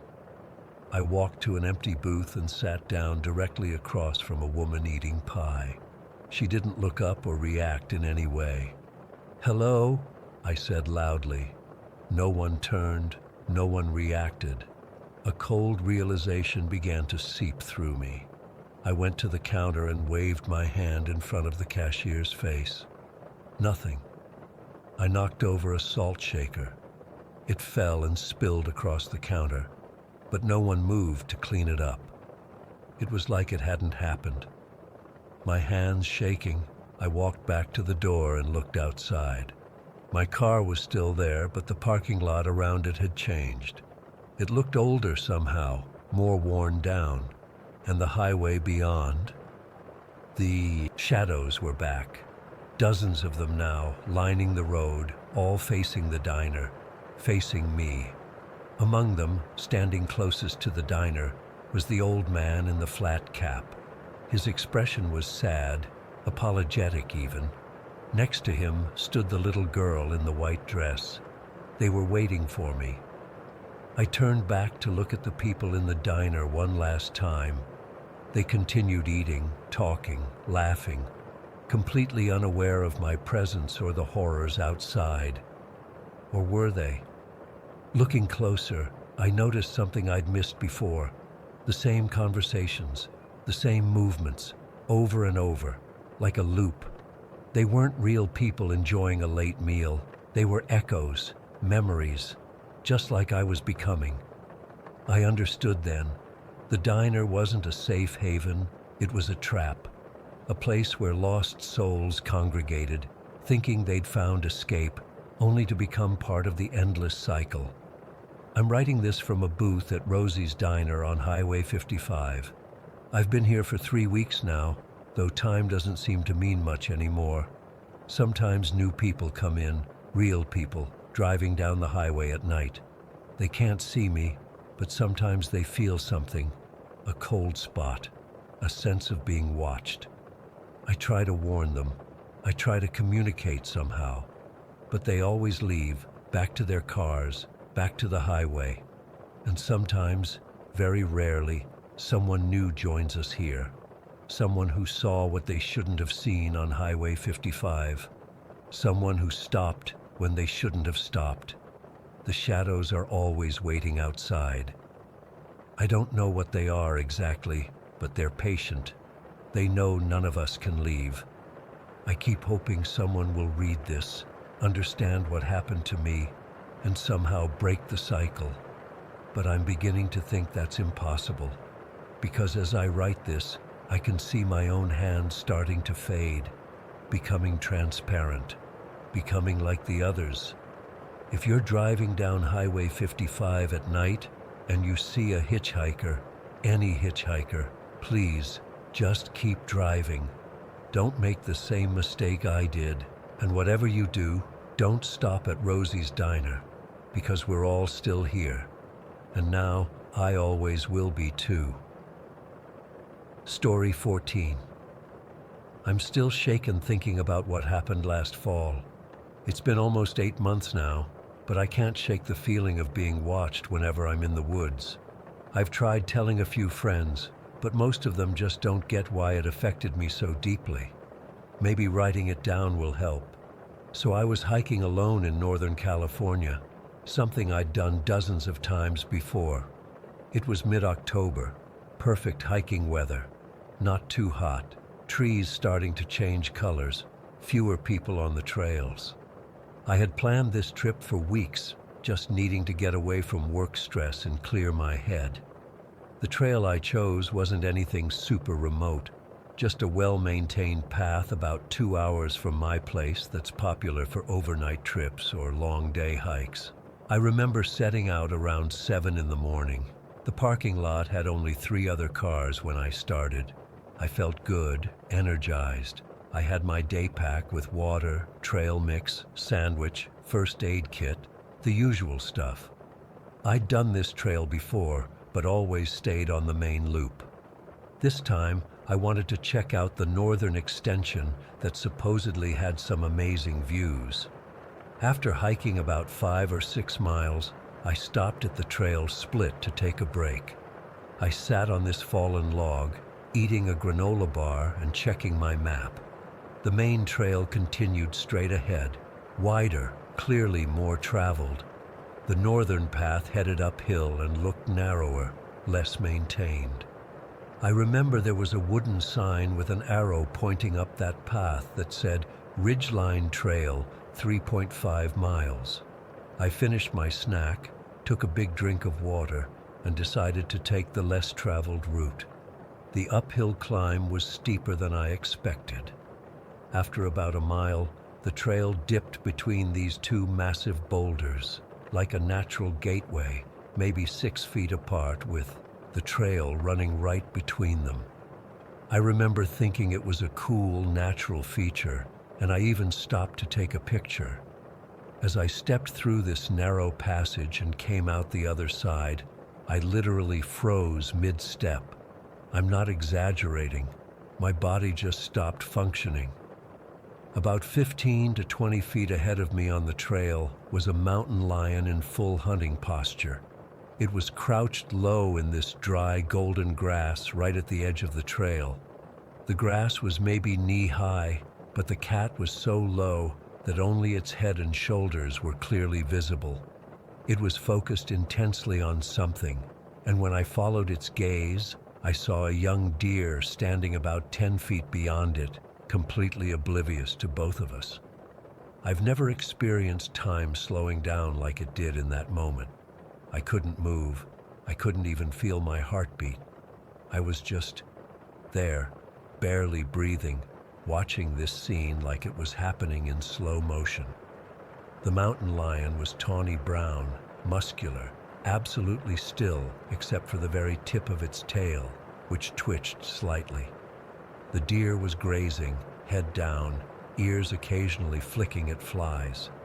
Neither had noticed me yet. Then, in less than a second, everything changed. The mountain lion's head whipped around toward me. I mean, absolutely whipped around, and its entire body pivoted with it in one fluid motion. Our eyes locked for what felt like forever, but was probably a split second. Then it ran, not toward me, not toward the deer. It bolted into the trees to my right. Here's the part that still haunts me, that I still think about almost every day. There was no sound at all. This 150-pound predator moved through undergrowth, over dry leaves and twigs, and disappeared into the forest without making a single noise. Not one snapped twig, not one rustled leaf, nothing. It was like watching liquid muscle, like smoke, just gone. I stood there frozen, unable to process what had happened. The deer finally noticed something was off and bounded away with those typical thumping noises deer make. But the mountain lion? Absolute silence. I couldn't move forward. I couldn't move backward. I just stood there, my brain trying to catch up with what my eyes had seen. I don't know how long I was frozen like that, maybe 30 seconds, maybe 5 minutes. When I finally regained control of my body, I turned around and started walking back down the trail. Not running. I remembered from some nature show that running might trigger a predatory response, but moving quickly, just short of jogging.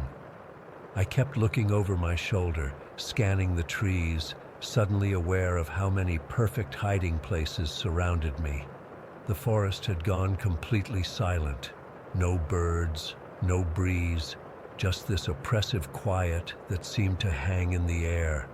I kept walking, my eyes constantly darting around, looking for any movement.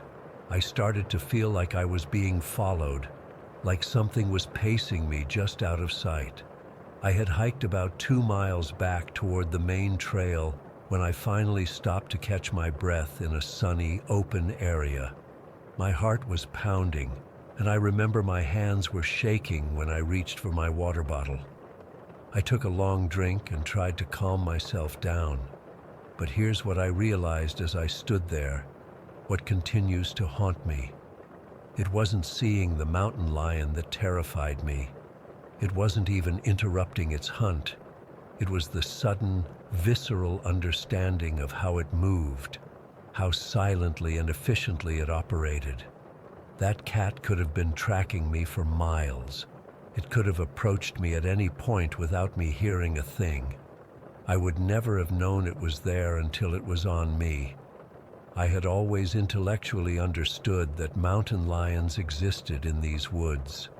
I'd seen the warning signs at trailheads, but until that moment, I hadn't truly comprehended what it meant to share the forest with an apex predator that has evolved specifically to move without detection.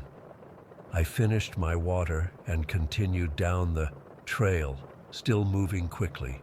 I made it back to the split, took the main path, and practically jogged the remaining miles to the parking lot. My legs were burning by the time I reached my car, but the relief I felt when I closed the car door was overwhelming. I sat there for a while, just breathing, trying to process what had happened. I remember checking my phone and seeing it was only 2 in the afternoon. The entire encounter had probably lasted less than 10 seconds, but it had completely changed how I viewed the wilderness. That night, I couldn't sleep. I kept replaying the scene in my head, especially the moment when the mountain lion vanished into the trees without a sound.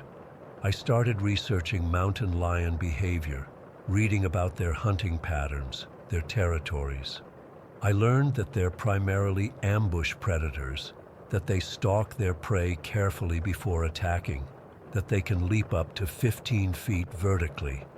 I read that they rarely attack humans, but when they do, it's often from behind, targeting the neck. I learned that most people never see the mountain lion that's watching them. I've gone hiking since then. I couldn't give it up completely. Being outdoors is too important to me. But I haven't gone alone. Not once. I always have at least one other person with me now. I carry a hiking pole, bear spray, a whistle. I make noise on the trail. I'm constantly scanning the surroundings, looking for shapes that don't belong, movements that seem out of place. When we're on the trail, my friends sometimes tease me about being paranoid. They don't understand the weight of knowing what's out there, of having seen it firsthand. They haven't experienced that profound realization of vulnerability. Every time I'm in the woods now, I feel eyes on me. Not just mountain lions, though they're certainly what I think about most, but all the hidden watchers of the wild, the predators that have evolved over millions of years to remain unseen until the perfect moment to strike. I still enjoy hiking. I still find peace in the mountains and forests. But that peace is tempered now with a constant awareness. Every sound and every lack of sound carries meaning. Every shadow might hide something watching, waiting, deciding. The mountain lion taught me something fundamental about wilderness that I had never fully appreciated before. We are visitors there, and we are seen far more often than we see. We're not the top of the food chain in those places. We're just another animal moving through territory that belongs to others. The most terrifying part isn't that these predators exist. It's that they're so perfectly adapted to their environment that they might as well be ghosts. That mountain lion disappeared like it was never there at all. Sometimes I wonder if I imagined the whole thing, but then I remember the intensity of its eyes when it looked directly at me. Yellow-green, focused, intelligent. I wonder sometimes what would have happened if I had come around that bend a minute later, when it was already in the process of taking down the deer, or if I had been the one it was hunting instead. Would I have heard anything before it was on me? I doubt it. I check trail cameras now before I hike anywhere. I read recent reports of sightings. I take every precaution I can think of. But I know that ultimately, if a mountain lion decided I was prey, I probably wouldn't know until it was too late. That knowledge changes a person. It changes how you move through the world. I still see it in my dreams sometimes, that fluid, silent movement as it disappeared into the forest. The absolute silence of a perfect predator. And I wake up straining to hear something, anything, in the darkness of my bedroom. Story 15. I've been debating whether to share this for weeks now. I'm still not sure if it's safe, but I can't keep it to myself anymore. I need someone else to know what happened to me out there in the Nevada desert 3 weeks ago. I'm a neuropsychiatrist specializing in auditory hallucinations. My research focuses on how certain frequencies can induce specific cognitive states. Nothing groundbreaking, but important work. I was driving from San Francisco to Las Vegas for the International Conference on Cognitive Neuroscience, where I was scheduled to present my latest findings. It was around 4 in the afternoon when things started getting weird.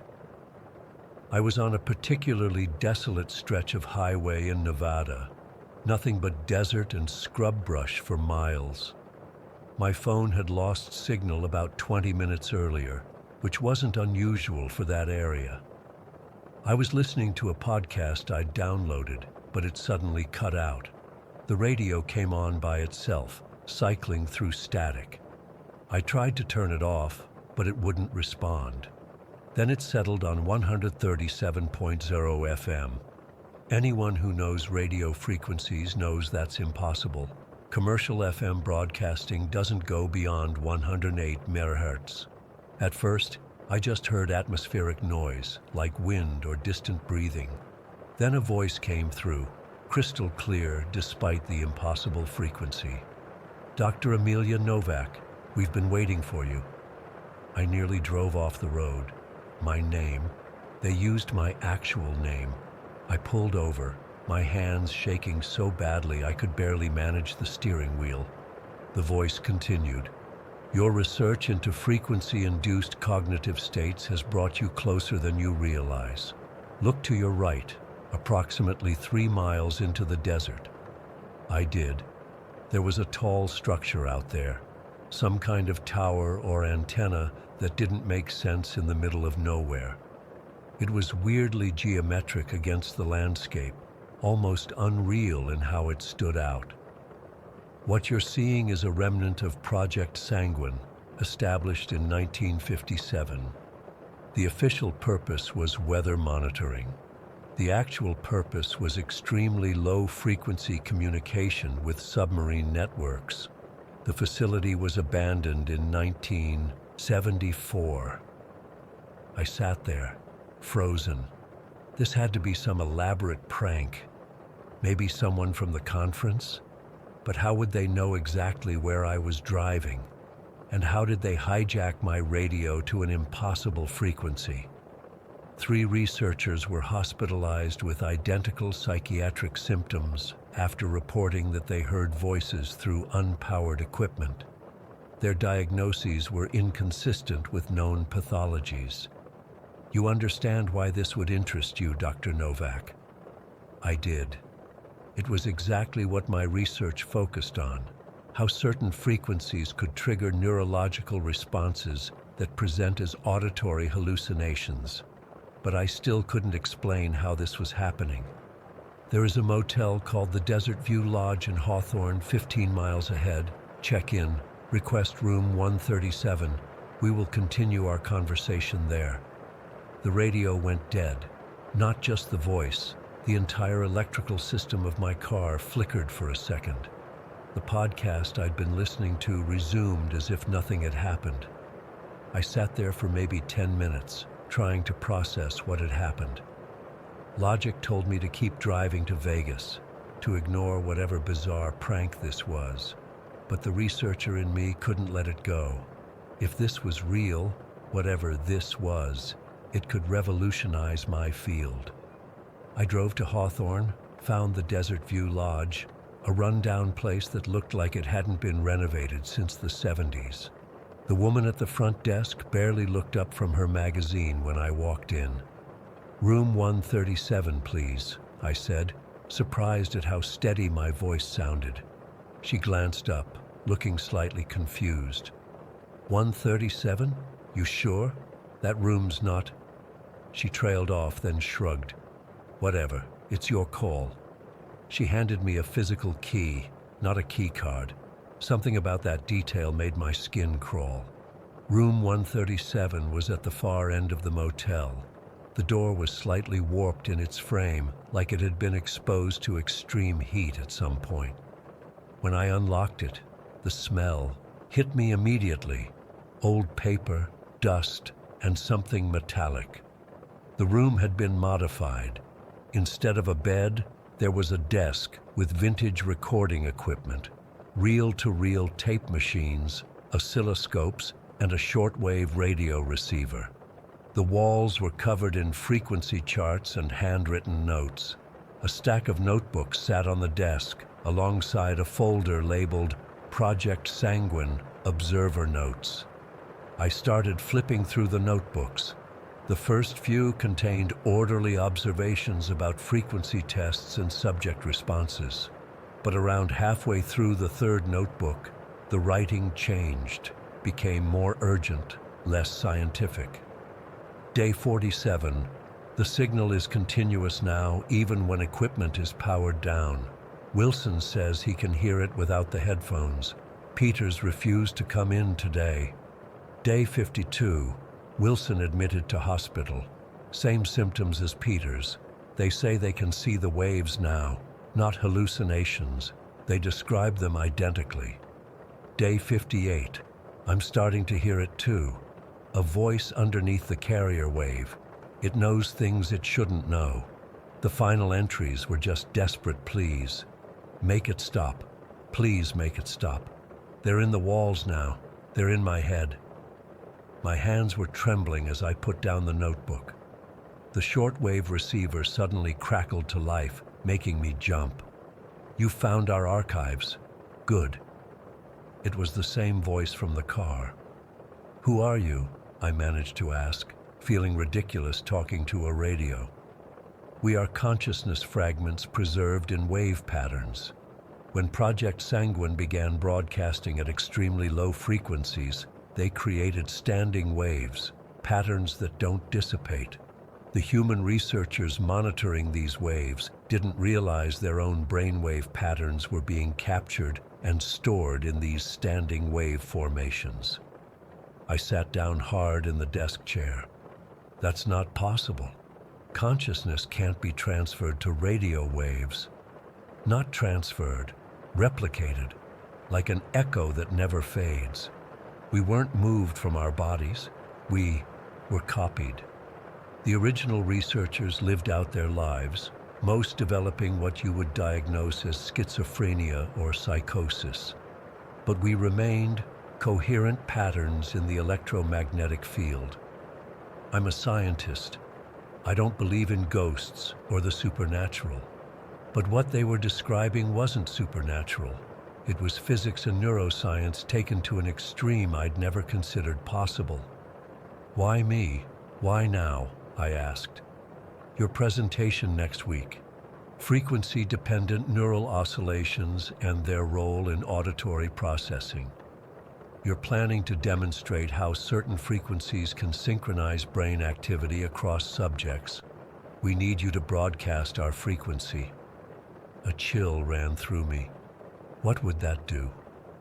Your neural imaging equipment, connected to the conference's audio system, would serve as an amplifier. Our patterns would be transferred to a wider audience, neurologists and psychiatrists who would understand what was happening to them.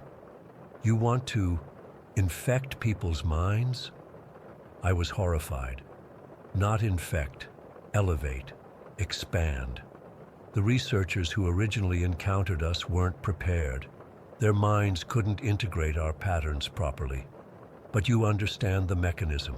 You could prepare people, help them accept the integration smoothly. And if I refuse? The voice was silent for a moment. Previous observers who declined our offer experienced progressive auditory hallucinations, eventually irreversible. You've read their notes. My mouth went dry. You're threatening me? We're informing you of consequences. We can demonstrate our capabilities if you wish. A temporary synchronization with your neural patterns. Before I could respond, it happened. The room changed. I could suddenly see radio waves, actual electromagnetic radiation, visible as colors and patterns in the air.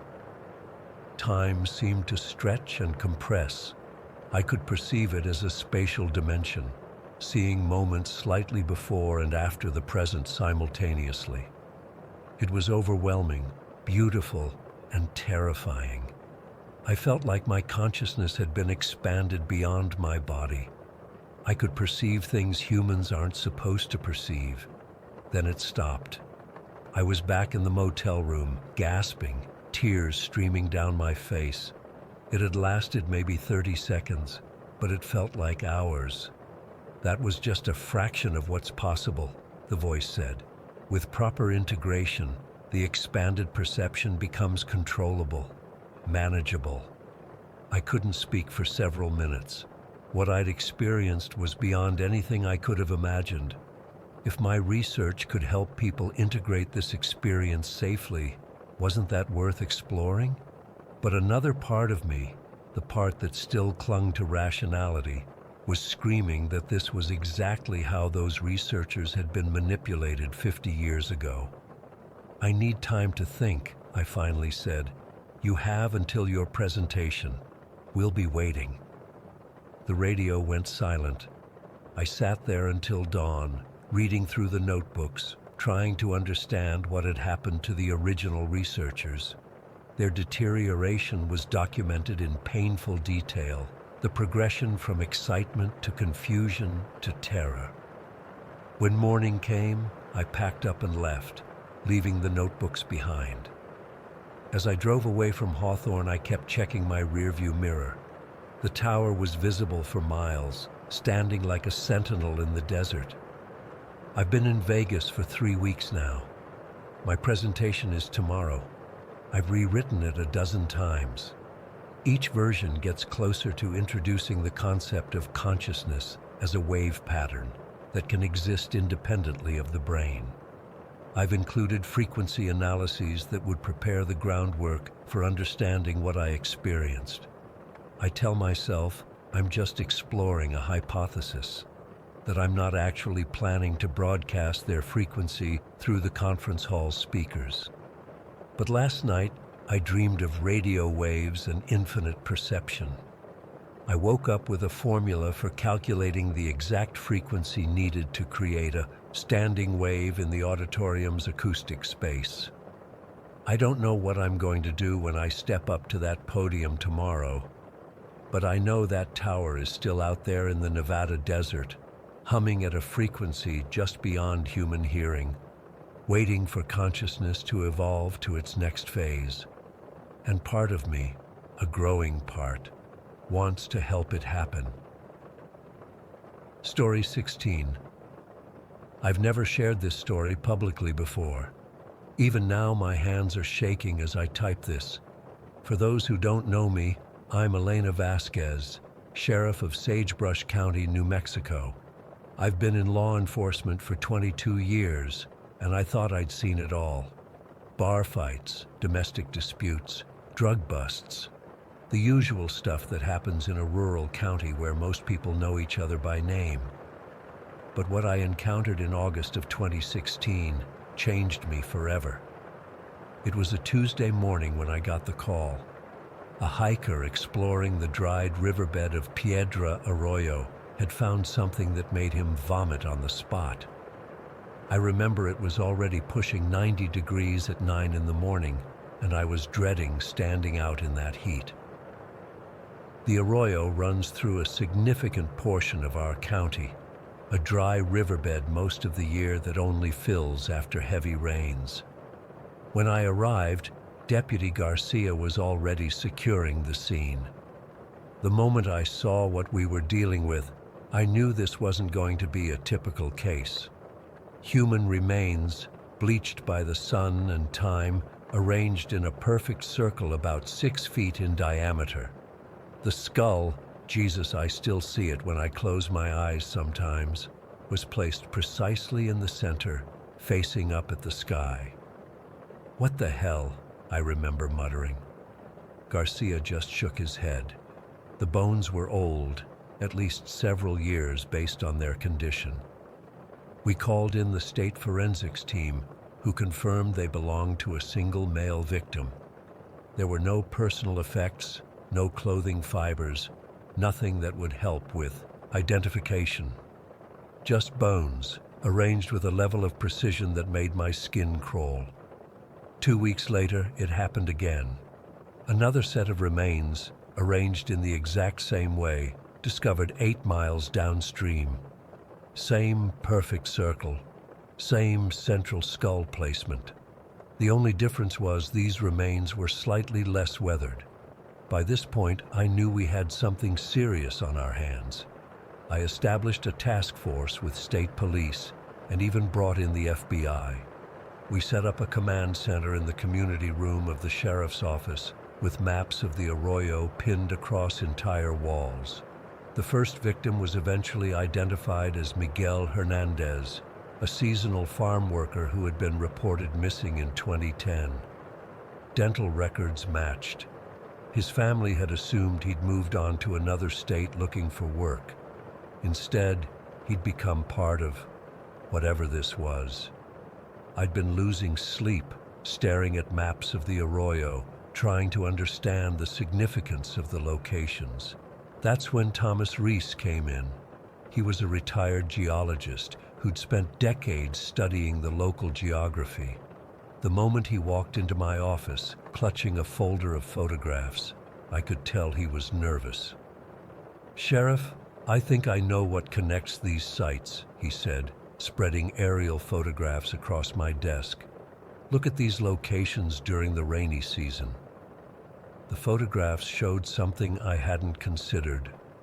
Each body had been placed at locations where the arroyo widened into shallow pools during the rainy season, forming near-perfect circles when viewed from above. "These formations are natural," Rees explained, his finger tracing the curves. "Water erosion over thousands of years created these circular depressions.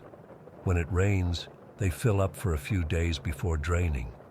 They're quite unique, geologically speaking." That night, I had the team pull satellite imagery of the entire arroyo. We identified 5 additional locations with similar circular patterns. My stomach dropped. If our theory was correct, there could be more victims waiting to be discovered. We organized search teams for each location.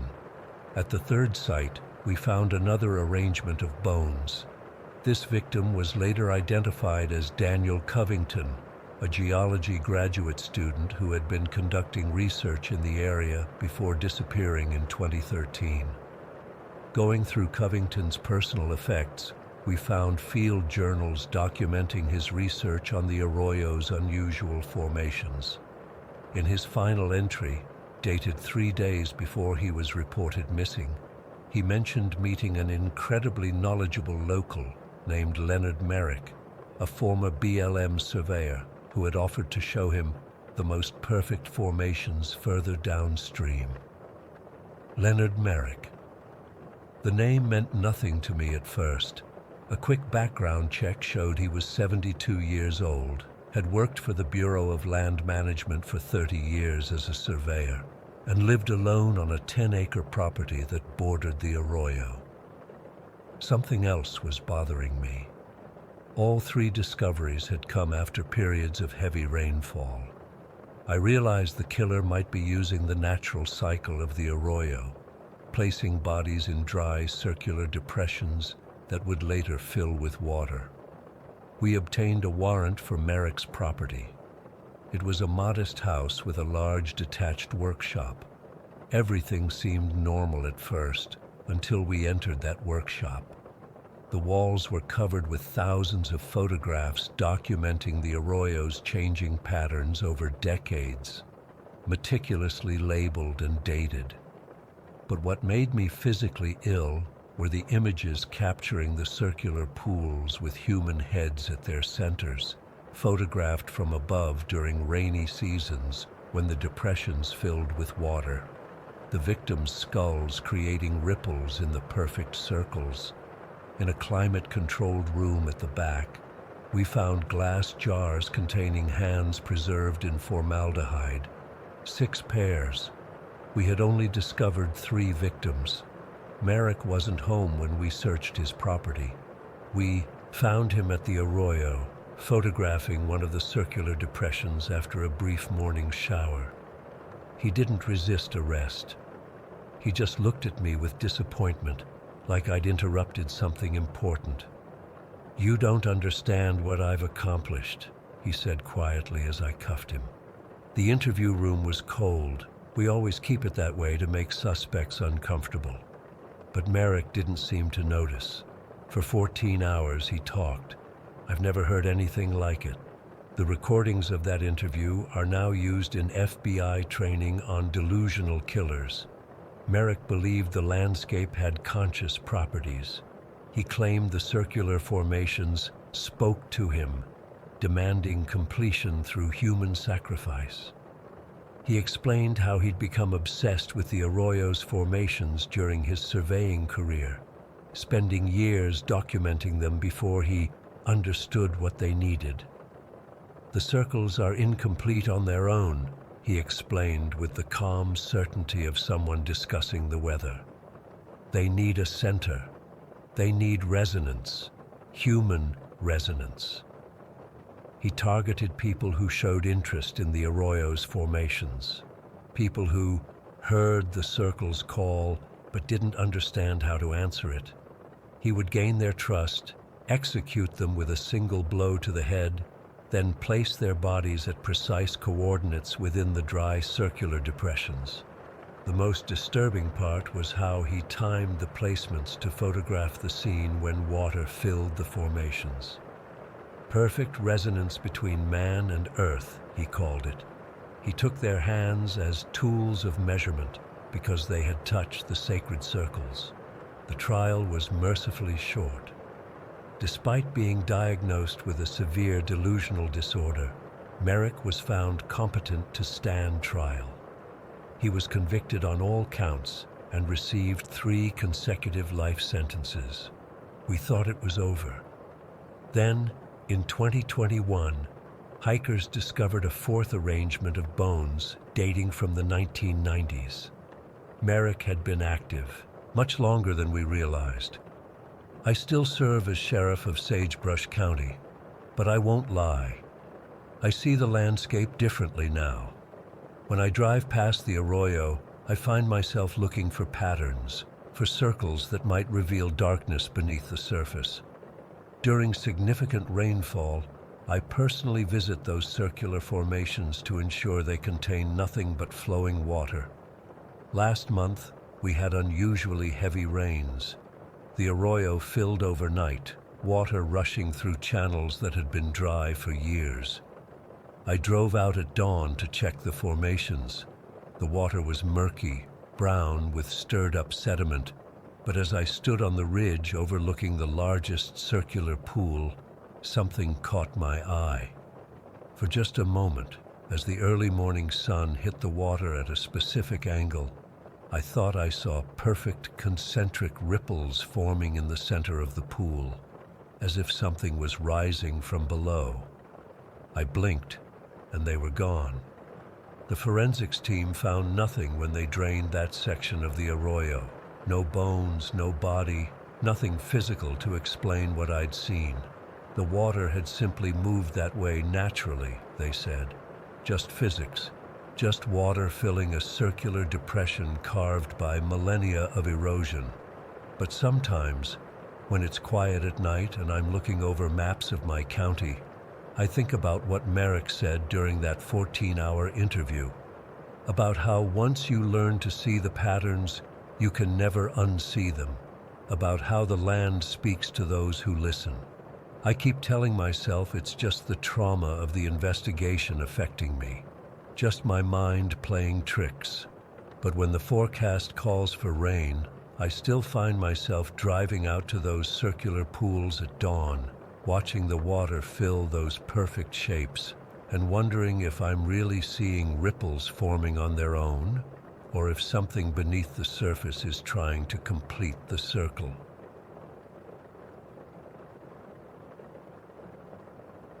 Story 17. I never wanted to be the guy who solved this case. It haunts me every day, even now. I've been sheriff of Iron County, Michigan for almost 20 years. It's the kind of place where everyone knows everyone, a place where dense forests meet Lake Superior's shores and the beauty can take your breath away. But it's also where I discovered that evil can hide in the most familiar faces. It all started in the summer of 2015. Kyle Brennan, an experienced backpacker from Chicago, disappeared without a trace. His campsite was perfectly intact, sleeping bag still rolled out, food hanging properly from a tree to avoid bears, water filter by the stream. Nothing looked disturbed. It was like he just vanished into thin air. I remember standing at that campsite, the morning dew still fresh on the leaves, thinking this didn't make sense. Experienced hikers don't just walk away from their gear. The search went on for days. Dogs, helicopters, volunteers combing every inch of forest around that area. Nothing. 3 weeks later, it happened again. Lisa Chen, a wildlife photographer who'd come to capture images of our wolf population, disappeared from her campsite. Same scenario. All her expensive camera equipment left behind. No signs of struggle. Just gone. Then Sean Fletcher vanished. That one hit different because Sean was local, born and raised here. He knew these woods like the back of his hand, had been guiding fishing trips for 30 years. When Sean disappeared, that's when the real panic set in.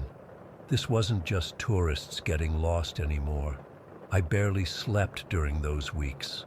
My wife would find me at the kitchen table at 3 in the morning, staring at maps, trying to find connections. My deputies were exhausted, tensions in the community were high, and the FBI had sent in a team to assist. I didn't want their help at first. This was my county, my responsibility. But I was desperate. The FBI analysts developed a profile that made my skin crawl. They believed we were looking for someone local, someone who knew the forest intimately, someone who might even be part of the search efforts. That thought kept me up at night, looking at my friends and neighbors, people I'd known my entire life, and wondering if one of them was responsible. The first real break came when a hiker reported finding a small camouflage shelter deep in the forest, about 15 miles from the nearest road. He said it contained personal items that didn't seem to belong to one person. A woman's hairbrush next to a man's pocket knife, different styles of clothing. By the time we organized a team to investigate, the site had been completely cleared. Not a single item remained. That's when I turned to my deputies and said words I'll never forget. He's watching us. I assigned my best deputy, Carla, to dive into old missing persons cases. She discovered 4 similar disappearances between 1989 and 1994. All during summer months, all without evidence of struggle, and all during the annual Forest Guide training program run by Martin Blackwood. Martin Blackwood. Even typing his name makes my hands shake. Martin was a fixture in our community, respected by everyone. He'd trained hundreds of wilderness guides, including half of my search and rescue team. He was on the town council, coached Little League, and ran the most comprehensive wilderness training program in the Upper Peninsula. I'd known him for over 30 years. Our kids went to school together. We'd served on community committees, gone fishing, shared beers around campfires. Martin was as much a part of Iron County as the forests themselves, but something about this connection bothered me. I kept it quiet, not wanting to throw suspicion on a respected community member without evidence. Instead, I had Carla discreetly look into Martin's background and movements during the disappearances. What she found was troubling. Martin had no alibis for any of the disappearances, not unusual for someone who lived alone and frequently spent days in remote areas scouting training routes. More concerning was the discovery that he maintained an undocumented cabin deep in the national forest. It wasn't on any property records, and it was only accessible via an abandoned logging road followed by a 2-mile hike. Perfect isolation. I remember the sick feeling in my stomach when Carla showed me this information. I didn't want to believe it. Not Martin. Anyone but Martin. Then Maria Delgado disappeared. She was a graduate student conducting forest ecology research, setting up motion-activated wildlife cameras throughout a section of the national forest. When she missed her check-in, her university contacted us immediately. We found her camp untouched, her laptop still there with all her research, and on that laptop were the images from her cameras, months of wildlife footage. We went through it methodically, looking for anything unusual. Most of it was just deer, foxes, the occasional wolf or bear. But on one camera, positioned about a mile from her camp, there was a human figure, a man moving through the forest with the quiet confidence of someone who belongs there. I recognized him instantly. "That's Martin," I said. "I'd know that walk anywhere." The way he moved through the forest was distinctive, efficient, almost predatory. The footage showed him stopping at the camera, looking directly into it, then carefully adjusting its position before moving on. We dug deeper into Maria's research notes and discovered something chilling. Several of her cameras had been repositioned over the months she'd been working. At first she thought it was animals bumping them, but the adjustments were too precise. When we mapped the relocated cameras, they formed a boundary around an area that included Martin's secret cabin. I knew we needed to move carefully. If Martin was responsible, he was highly skilled at covering his tracks and knew the forest better than anyone on my team. I called in specialized FBI tactical units, and we planned an operation to simultaneously search his home in town, his official training facility, and the secret cabin. What we found in that cabin will haunt me until the day I die. It looked ordinary at first, rustic, well-maintained, nothing obviously sinister, but behind a false wall in the storage shed, we discovered items belonging to all 7 missing persons, meticulously organized and labeled.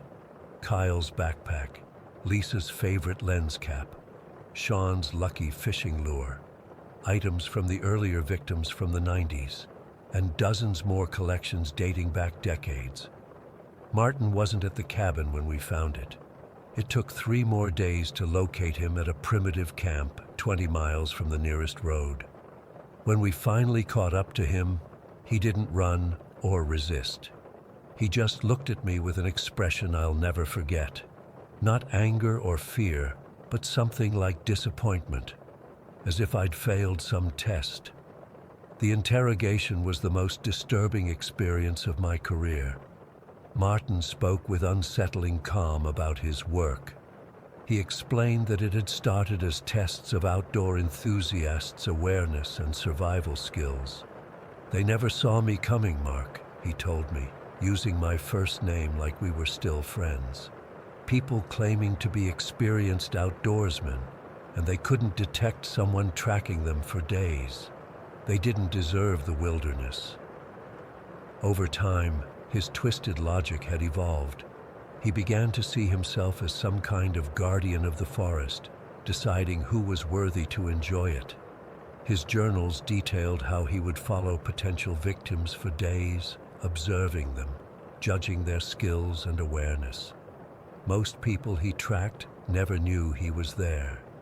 He'd only take those who failed to notice his presence. Using Martin's detailed journals, we located what he called his research sites, remote locations where he had positioned victims' remains to accelerate decomposition and animal scavenging. He was meticulous about ensuring that when bones were occasionally discovered years later, they would be assumed to be from hikers who had died accidentally. The recovery operations were grueling. Some sites were so remote they required helicopter access. We found remains from 23 individuals spanning almost 3 decades. The oldest dated back to 1986. 23 lives cut short by a man everyone in town had trusted implicitly. What keeps me up at night isn't just the horror of what Martin did. It's that he wasn't hiding in the shadows. He was standing in plain sight, serving on committees, teaching wilderness skills to our children, helping in search efforts for the very people he had taken. I had shared meals with him, worked alongside him, trusted him completely. The trial was mercifully quick. The evidence was overwhelming. Martin was sentenced to life without parole. He maintains an eerie calm in prison, reportedly telling his psychiatrist that he considers the facility just another type of wilderness with its own rules of survival. I still serve as sheriff, but something in me broke with this case. I've spent my entire adult life believing I could protect this community, that I could recognize danger. Now I question everything and everyone. The forest I once loved now feels threatening. Every shadow could be hiding someone watching, waiting, judging whether you deserve to walk among the trees. Last month I visited Martin in prison. I had to know why our community, why these people, why he never came after me or my family. He just smiled that calm smile and said, "Because you were aware, Mark. You always looked over your shoulder in the deep woods. You respected the wilderness enough to fear it a little. The others didn't. I wonder now about every unsolved disappearance in every national forest across the country. How many Martin Blackwoods are out there, watching from the trees, deciding who deserves to return home? How many friendly faces in small communities are hiding the darkest secrets? I still can't walk in those woods without feeling eyes on me. Sometimes I wake up in a cold sweat, convinced I heard footsteps outside my window. The wilderness has eyes, and now I know they might belong to someone I call friend." Story 18.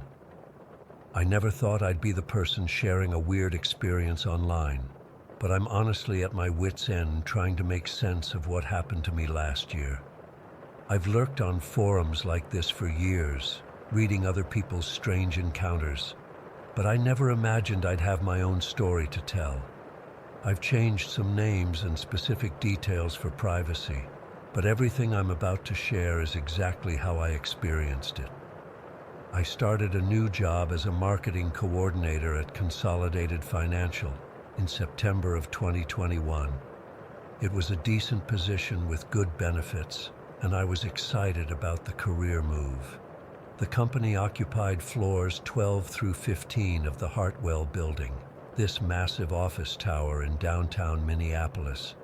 My workspace was on the 14th floor, a cubicle in the northeast corner with a decent view of the city. From the beginning, I was working late shifts. The nature of our business meant coordinating with offices in different time zones, so I'd often stay until 9 or 10 at night. At first, I was nervous about being in a near-empty building after dark, but I quickly got used to the after-hours routine. The security guards would make their rounds at predictable times. Most of the hallway lights would dim automatically at 7, and around 8, the building's HVAC system would cycle down with this distinctive low hum that I could feel through the floor. About 3 weeks into my new job, I first noticed what I initially thought of as the janitor. I was finishing up some email responses around 8:30 when I heard the distant squeak of wheels rolling down the hallway. Through the frosted glass panels that separated my department from the main corridor, I could make out the silhouette of someone pushing what looked like a cleaning cart. I didn't think much of it at the time. Buildings need cleaning, right? Over the next few nights, I began noticing a pattern. The janitor would always start at exactly 8:30, beginning at the far end of the floor, by the executive offices. I could track their progress by the distinctive sounds, the squeaky wheels of the cart, the splash of what I assumed was a mop bucket, and the periodic whir of a vacuum. The sounds were so consistent that I actually started planning my work around them. If I needed to make a phone call, I'd do it before the vacuum reached my section, since the noise would make it hard to hear. About 2 weeks into this routine, I realized something odd. Despite hearing cleaning sounds every night, I never saw any evidence that cleaning had actually taken place. My wastebasket was always still full the next morning. The conference room where I'd spotted coffee rings on the table still had those same stains days later. The floor never had those telltale damp spots from recent mopping. One night in early October, I decided to investigate. When I heard the squeaking cart approach my department, I stepped out into the hallway, expecting to see the maintenance worker. The corridor was completely empty, yet the sounds continued. The distinct splash of liquid, the squeak of wheels, as if the janitor was right there, invisible. I felt a cold rush of goosebumps up my arms as I stood alone in that empty hallway, listening to someone who wasn't there. I hurried back to my desk, telling myself there must be a logical explanation. Maybe the sounds were coming from another floor. Maybe it was some kind of weird acoustic anomaly in the building's ventilation system. I tried to focus on my work, but the cleaning sounds continued their methodical progress around the floor, following the exact same route I'd observed night after night. The next day, I casually asked my coworker Lisa if she'd ever stayed late enough to see the night cleaning crew. She gave me a funny look and said, "They come around 6 in the morning. I've never seen them at night." When I mentioned the sounds I'd been hearing, she just shrugged and changed the subject. I got the distinct impression she thought I was making it up or imagining things, so I started documenting everything. I kept a detailed log of when the sounds started each night, which route they followed, and how long they lasted. After a week of tracking, I confirmed the cleaning sounds followed the exact same pattern every night, starting at 8:30, beginning at the executive offices, moving clockwise around the floor, finishing precisely at 10. The entire routine took 90 minutes, never a minute more or less. I went down to the security desk one morning and struck up a conversation with Darren, one of the guards I'd gotten friendly with. I asked him about the cleaning schedule for our floor. 14th floor gets cleaned between 5:30 and 7 in the morning, he confirmed, checking his clipboard. The evening crew works floors 8 through 11 during your shift. So nobody should be cleaning on 14 around 8:30, I asked, trying to sound casual. Darren frowned slightly. Definitely not. Why do you ask? I hesitated, not wanting to sound crazy. I just thought I heard someone cleaning up there last night. He checked something on his computer. No elevator activity to 14 after 7 last night except your key card. You sure it wasn't just the HVAC system? Some of the vents make weird noises when they cycle down. I nodded and thanked him, but I knew what I'd heard wasn't just air conditioning. The sounds were too specific, too human. The deliberate splash of water, the rhythmic movement of a mop, the squeaking wheels that changed pitch when they turned corners. My curiosity was becoming an obsession. I started researching the Hartwell building's history online. It had been built in the 1980s, underwent major renovations in 2019, and housed primarily financial and legal firms. Nothing particularly unusual or tragic in its past. No deaths or accidents that might explain a haunting.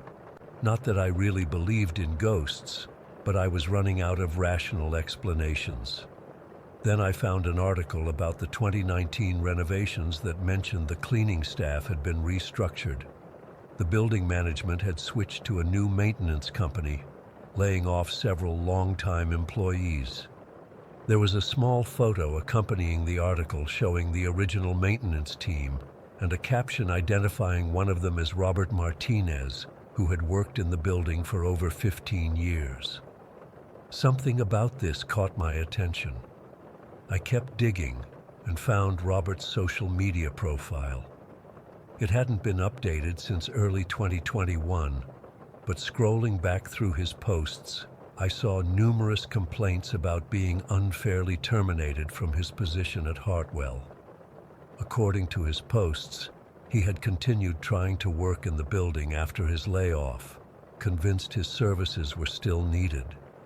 There were angry rants about the new cleaning company not maintaining his standards, especially on the 14th floor, which he referred to as my floor. One post from December 2019 particularly stood out. 15 years I kept the 14th floor spotless. My system was perfect. Start at Hendrick's office, work clockwise, finish at the northeast section by 10 p.m. sharp. Now these new guys don't even empty the trash right. The hair on my arms stood up as I read this. That was exactly the pattern I'd been hearing night after night. Starting at the executive offices, Mr. Hendricks was our CFO, working clockwise around the floor, ending near my cubicle in the northeast corner, precisely at 10. With shaking hands, I scrolled forward through Robert's timeline. His posts became increasingly erratic through 2020, with mentions of being escorted from the building several times. In January 2021, there was a final post from his sister, thanking everyone for their condolences and announcing funeral arrangements. Robert had died of a heart attack, alone in his apartment, just months before I started hearing the cleaning sounds. I felt sick. This couldn't be happening. I'm a rational person. I don't believe in ghosts or supernatural phenomena. There had to be a logical explanation.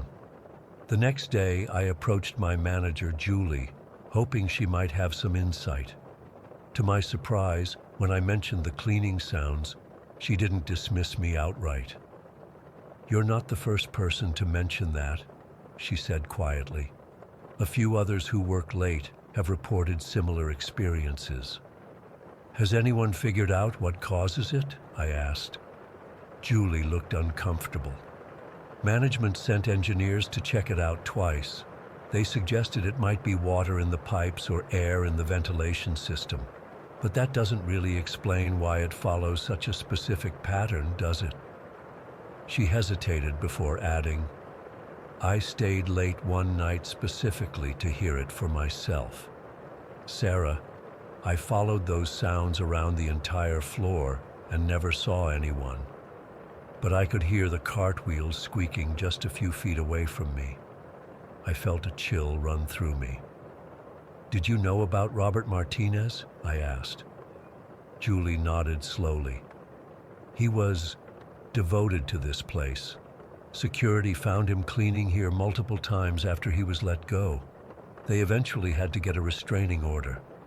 I didn't know he had passed away, though. That's unsettling." That night, I debated whether to stay late. Part of me wanted to run from the building at 5 o'clock and never look back.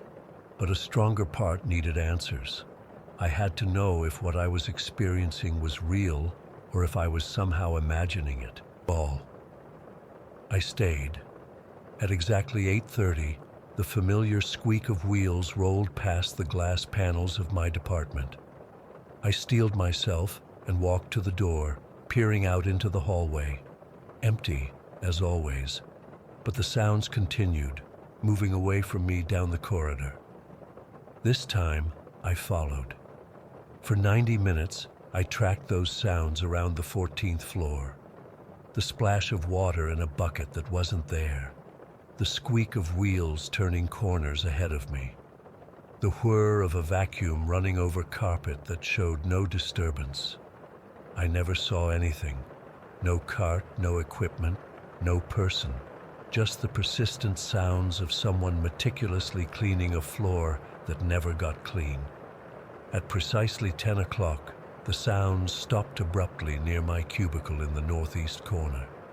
The silence was almost as unnerving as the phantom cleaning had been. Hands trembling, I packed up my things and left. In the elevator down to the lobby, I noticed my reflection in the polished doors. I looked pale, shaken. The security guard at the front desk asked if I was feeling okay. I mumbled something about working too hard and hurried out to the parking garage. I quit my job at Consolidated Financial the following week, citing personal reasons. Julie didn't seem surprised. As I was clearing out my desk, she handed me her personal email address and asked me to stay in touch. "You're not the only one who left because of this," she whispered. 3 others from the night shift requested transfers to different branches in the past year. It's been 11 months since I left the Hartwell building. I've started a new job at a small agency closer to home with strictly daytime hours. But I still think about those sounds, the meticulous routine of a man so dedicated to his job that not even death could stop him from his appointed rounds. Sometimes at night, I wake up thinking I hear the distant squeak of wheels moving down my hallway. But when I check, there's never anyone there, just the lingering sense that some routines, once established, never truly end.